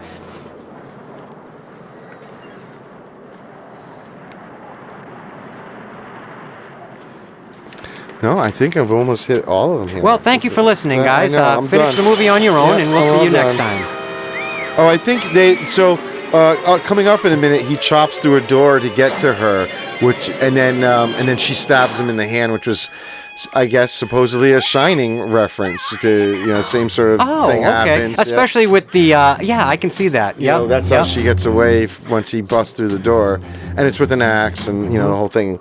He doesn't put his face in it like Jack Nicholson, but I love that. We'll get there. Man, I keep thinking back to that shot of a few minutes ago when you first see Jason with the mask on, when the light goes on. Man, it doesn't get more iconic than that. I'm still sitting here thinking about it, 3 scenes later. Ooh. So her name is Chris Higgins. Okay. And then in the TV series that gets made, there's The Friday the 13th series? Yeah, there's an actor named Chris Wiggins. Okay. I don't know if that's a stretch there, but there's That just seems like a esoteric connection I would have come up with. That very no one else in the world would Just agree with. Some similar names. I kind of write down all sorts of things. You're really hitting the bottom of the old fun fact barrel. I think that was one night where I was like, oh, that was interesting, and then now I'm looking like, I don't know. No, it works. Again, I think this stunt, just like when Jason has to go through the window at the end of part 2, and they had a stuntman that had trouble with it, they also, with this, had a guy that just couldn't get through this window, and it was kind of killing Richard Brooker, but they wouldn't let him do it because obviously he's Jason. They don't want him to get hurt on such a big stunt. But that guy, I guess, had a tough time trying to actually get through the window right and over the couch and land and all this stuff. And these are just real books that they literally tossed on top of Richard Brooker. And he said it hurt like hell. I would imagine. He said it was one of the more painful things he ever did was get those books. They literally dumped a bookshelf on Richard Brooker. Well, it's that low budget. And it's something to point out. Like, I think after this, you start to get more of the studio influence. We're going to get out of the independent feature film. Yeah, that's a good point. No, that's a really good distinction. This one retains it, but I think after this, you start to get a lot of cooks in the kitchen who they see a moneymaker, and it's a franchise now, and there are so many, like what I would call almost like chapter breaks in the Friday the 13th franchise's history. Certainly, like we mentioned earlier, there was some thought to maybe having this just finish as a trilogy. So what you see from 4 going forward is almost like starting almost a new cycle with new ideas, with the same general central perspective. Yeah. Here's a fun fact. This film started this is the Shining reference coming up. Yeah, here. I can see that already. Fun fact is that this starts a tradition amongst not every single Friday film, but a lot of them, that while shooting they would use fake names on their production. To disguise the film? Right. And this one was called Crystal Japan, which was the name of a David Bowie song, and that's what they started doing. They started using David Bowie titles as their fake titles. Oh, wow. Yeah. And that actually becomes the second David Bowie reference of this episode. I meant to say it earlier, but your flow was going. I'm like, I'll bring it up during the Now, I want to point this out real quick. The way Richard Brooker pulls that knife is so freaking gnarly and realistic, it always stands out to me. Yeah, Jason's getting beat And I think up, that was where he made some of his sounds, wasn't it? Yes, definitely. When he gets stabbed and he's like... Small continuity problem. The chair you saw there is totally different when we see it on the ground. I wouldn't have even noticed that. All right. Well, that's a very subtle gap. Let's move on then. Oh, man. The shot when she's coming at the camera, swinging the knife at Jason, that is also a very iconic shot I was going to mention earlier. Yeah. In the original script, the character of Rick was originally named Derek, but they changed it because when she's going around yelling, Rick, they wanted it to be monosyllabic? Yes. Well, it's so funny that a lot of those things, a lot of professional screenwriters, like if they have to include a number, they'll include there's certain numbers you always include or use in a script. Or you keep things down to one syllable in names for those exact reasons. It's just interesting little detail of screenwriting, professional screenwriting. I have a few more gems in there. Ooh, he took a humdinger there. I love that. That's so Jason doing that, like, sort of aimless trying to grab. Because it's sort of childlike. Yeah. Oh, yeah. This is one of my favorite moments He's in the whole movie. got a wonky eye. I have to assume when he's got the hockey mask on, he can only see Yeah. out of one eye, sort of. I don't know. Yeah, I mean, he gets a lot done for being a frickin' grown-up Mongoloid. He does get a lot accomplished. You got to give it to him.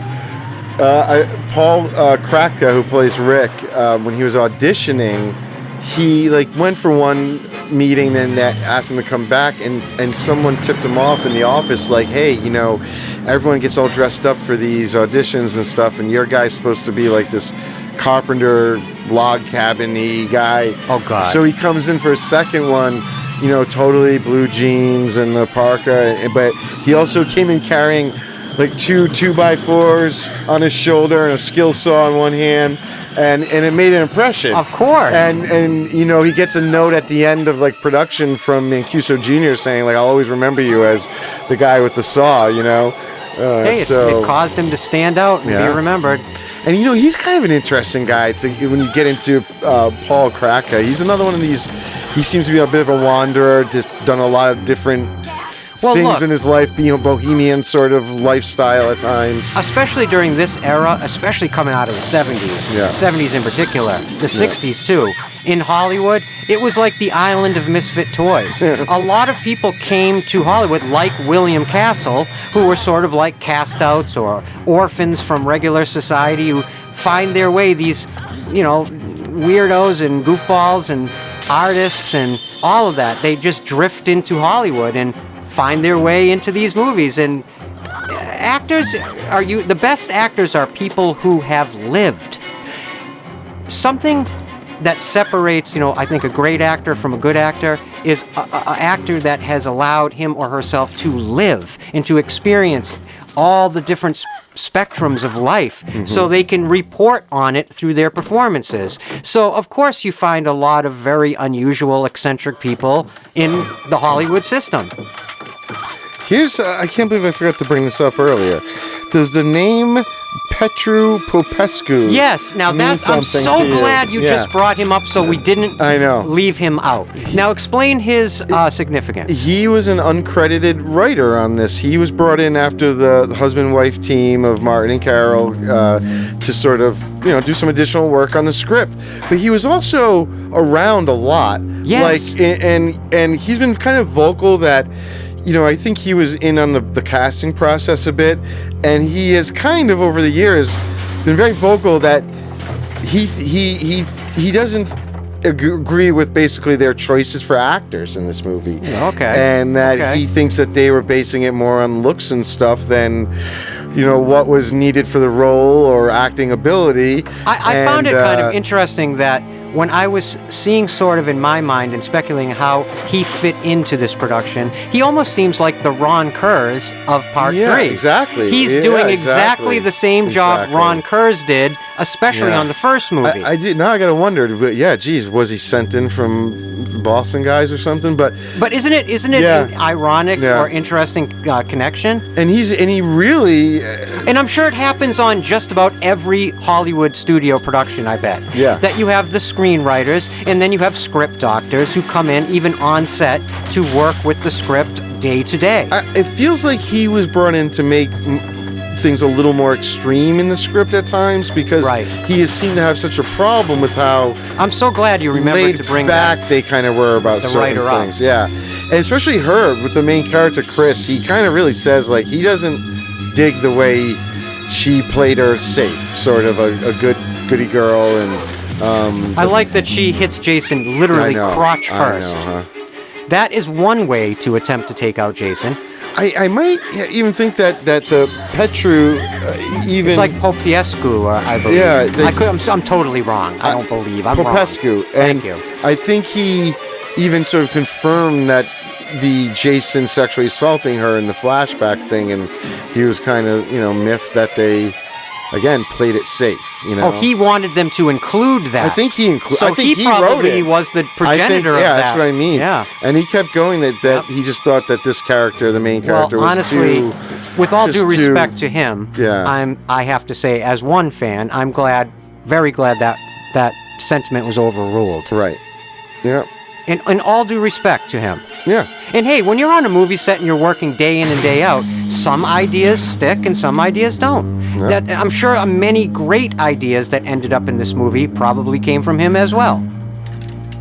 I mean, he's definitely included. There's interviewed a lot with. He's in a lot of the little documentaries. Yeah, I've noticed that too. But it's always like they mention him in a good light. Like, hey, he was this additional writer. But then when he talks, it's always kind of like, I didn't really agree with this. And I've often wondered why Ron Kurz turned down writing this movie.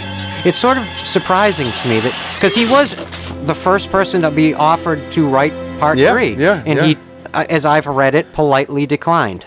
I want, maybe it was tied to those Boston guys. He was their guy, and if they weren't as involved, maybe.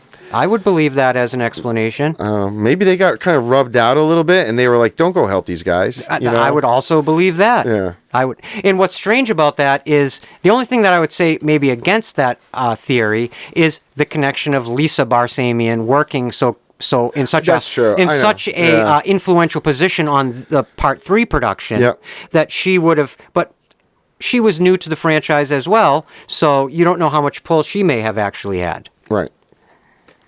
As a matter of fact, I have to admit, I found it difficult finding a lot of specific information as to exactly what Lisa Barsamian was doing on a day-to-day level, outside of being credited as a producer. And I've read that she worked very closely alongside Mancuso Jr. But other than that, I personally have not found a lot of specific information. If you guys out there know any of those details about her connection to Part 3, let us know in the comments section, because I would genuinely be interested in hearing about that. Here we are coming up to my favorite moment in this movie. See, now watch. You're absolutely right. So that is what he's doing. Now watch this next shot. See, he's pulling the rope up. Did you see it? Yes. Yeah. And But see how he smiles at her? he definitely smiles at her a little bit. Yeah, but I don't think his intention was to show her his face. Now that you've put it that way, I think I was so caught up in appreciating Richard Brooker's physical performance there that I wasn't paying attention to exactly what was going on. That's this guy's head he's all banged up in the head area. Yeah, he would have been a little worse than all banged up in the head area. No, he's whatever screwed Jason now. did to him twice, no less. Well, Jason's not going to make the same mistake. If you watch how many times and listen to all the hits, he's chopping that guy up. Jason was probably pretty confused by where the hell this guy came from. Yeah, he's going to again. make sure he stays down this time. Oh, Jesus. Here we go. And Zoink! That's like a fake And the head. arms, bam! Yeah, I know, That's I love iconic, that. It's Jason. so good. That right there is Jason. Yeah. Yeah. They made a fake head for when it goes in, and Doug White actually operated it almost like a puppet. Oh, I love hearing that. And I like seeing how, again, the handle's coming straight out at Yeah, you. Like, you it's feel really- like you honestly I know, feel like if you could grab it and pull it out of his head and I feel like help it's him. like 16 inches away from my face or something. Like, I can wanted to just- actually look at help that. Jason and pull it right out. Oh, it's so weird. That's actually, I think, one of the best ones yet in the movie. That exact 3D effect right there. That worked really well. I will say, I don't know about you, but here we are at the end of the movie, and I have to admit, whether it's just me or maybe I'm tired, I have a bit of a three-dimensional headache coming on. I was just going to say, I think right I'm now. a little motion sick feeling. I have to admit. I literally am feeling like a little bit of a 3D take it off. headache. You don't have to. No. I'm here for the whole movie. I was just we're thinking the same suffering thing. for I'm this going art. wow, am I a little... Look at what we're putting ourselves I through know. for you guys. I'm getting a minor headache for you guys. Isn't it odd that now two of these girls decided after being attacked, I'm just gonna go out in a canoe in the lake? You know what, you guys, watching this climax, I guess it's a denouement more than a climax, but watching these moments unfold, think about what I was talking about earlier, about the idea of what if this had been real. And that's where you leave part 3. And it almost says, even if that had been the end, it was just going to be 3 movies. Well, it leaves you thinking and imagining, well, what would have come in the future? And if you were to make more movies, it gives you this fertile new territory to explore that pays off in 6. I also want to say, I cannot wait, personally, to talk about Part 5, surprisingly. Because for years, I've had this idea in my head that sort of recontextualizes Part 5 within this franchise and gives it its own identity. And I'm going to share that with you when we get to Part 5, Okay. our couple episodes from now. And of course, if you're a listener in the future, you could just go check that episode out right now. Yeah, so, he doesn't have the mask here, which is supposedly how you know it's a dream. But originally she was going to see Paul, or thinks she sees Paul, and head to the house. And then she opens the door, and Jason's standing there and beheads her. I think that would have been an awesome ending. There's photos of them shooting it. You see the fake You body could also with the see head that would go back. There and was the whole thing. fishing wire connected to the canoe that guided her directly Sure. into No, that there's log. there's a lot of fishing wire Yeah. shots in this. So now this is Oh, the wow. Doug White makeup. You know what I mean? Okay, then I have to say I do prefer the Stan Winston face from when he first reveals his mask a few scenes ago. Mm-hmm. But I still think the Doug White cowl and makeup design is excellent. Oh, wow. I mean, I love the way... Imagine if that's what the character would have looked like going forward, how creepy that is. Yeah. And yes, her head is back on because she's a revenant and she has been restored to life. It's supernatural. Because yesterday when I brought it up, Joe's like, well, why would her head be back on? And I was like, oh, Christ, you're right. But you Well, gotta just go with it, I damn know, it. but I think obviously their intention is that this is a dream. I know. Especially with that wavy little effect. That's like, I you're know. dreaming. It's you're very dreaming. Friday the 13th, that It is, wavy of effect. Of course. I just have to say, though, I personally just think it's a missed opportunity. I'm sure maybe I'm in the minority in my thinking, but that's me.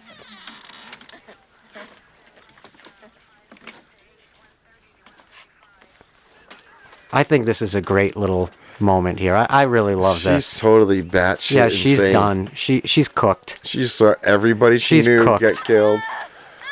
Nighty night. She thought a woman jumped out of a lake and grabbed her. She's probably actually wishing she had just been killed because to live with what she's experienced is a fate worse than death for any final girl, for any slasher survivor.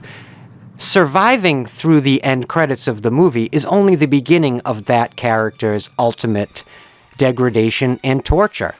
And that is the final victimization of these slasher icons. To show you where that actress's head is at, though, with this character, she, in the commentary, says, I believe that after that, she, she's nutty in the moment because it just happened, but that she totally gets her shit together again? basically is okay. She's Yeah. strong. She's a survivor. Well, that's how she visualizes her own character. Well, that's what I'm saying. That was her whole thing going into it the whole time, which, whatever. It was her approach, but I think a lot, like you always bring up with all these type of horror movies, is the effects of trauma on these people, and you can't just sort of just write that away. Yeah, at the I end remember of something like this. Back in season 1, I was talking about this idea I had that Michael Myers' ultimate weapon isn't like any of the weapons he uses to kill people with, it's trauma. Yeah. And it's funny, by part 3 in the Friday series, Jason has caught on to that and is using it as well. And so the cumulative effects of the killings over these 3 movies has only empowered Jason further.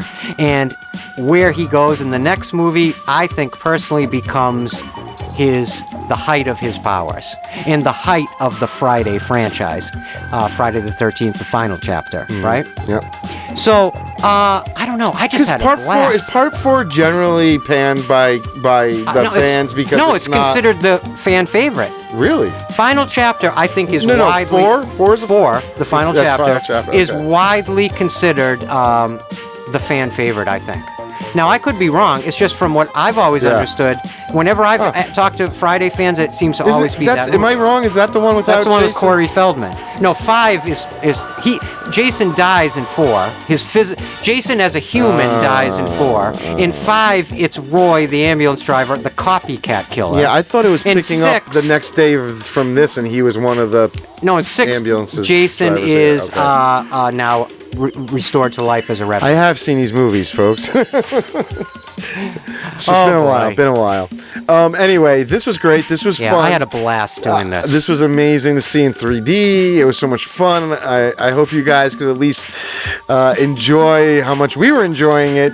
And it God. wasn't weird to hear us, Really quick. react. The transportation captain for Friday the 13th Part 3, I'm looking in the credits. Guess what his name was? What's that? John Carpenter. No way.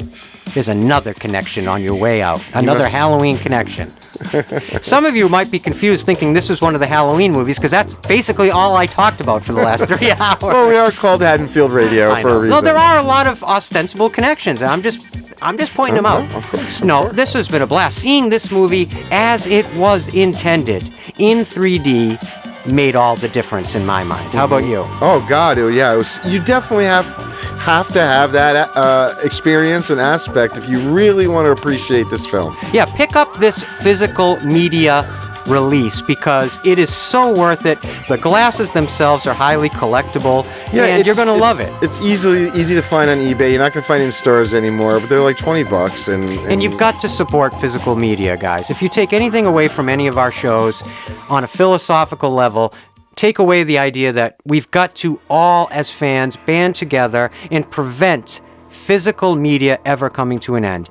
It is important to have movies in a format that you can hold in your hand, that you can interact with, put on a shelf, engage with, and I hope that never goes away. Even if the formatting remains static from now on and doesn't really evolve, I just hope that you can always find these movies in that format so you can enjoy them this way when you can. Yeah. I think everything's cyclical, and people are starting to realize they've been streaming for so long that they don't necessarily own those movies that they bought on Amazon or whatever, and that at some point, licenses go away, and you sometimes, not always, but you lose your movie, movies. and you do not get your money back. And that's that. And you get more your money's worth. You get all sorts of the extras, the commentary tracks, and anything else that's on the disc. Think about it. The entire premise of know. Haddonfield Radio in fan commentaries stems from Joe and I both being obsessed with special features on DVD and Blu-rays and videos about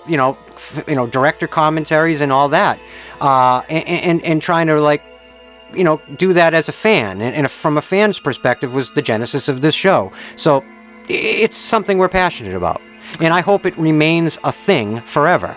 I do too. Because it's such a great way to learn about movies and about the history of movies, the legacy of movies, the lore of movies. That's where you find it, is in those special features on those physical discs. And even It's if a big iTunes, part of my research. I agree. I agree. I don't know how people would research movies in the future if that stuff doesn't exist anymore. So we've got to all support it with our wallets, period. But anyway, next time we're going to be back with what I said earlier, my personal favorite Friday the 13th film, the fourth film from 1984, with one of Corey Feldman's, honest to God, one of his greatest performances as an actor, in my opinion.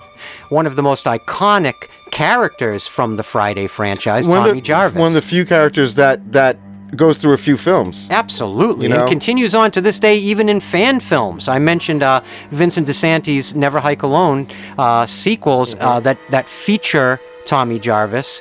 So it's a really great character, and we're going to be diving into that next time. How long should I let you wear the 3D glasses? I've been waiting to see. I'm going to wear them the rest of the day until I literally develop a brain tumor.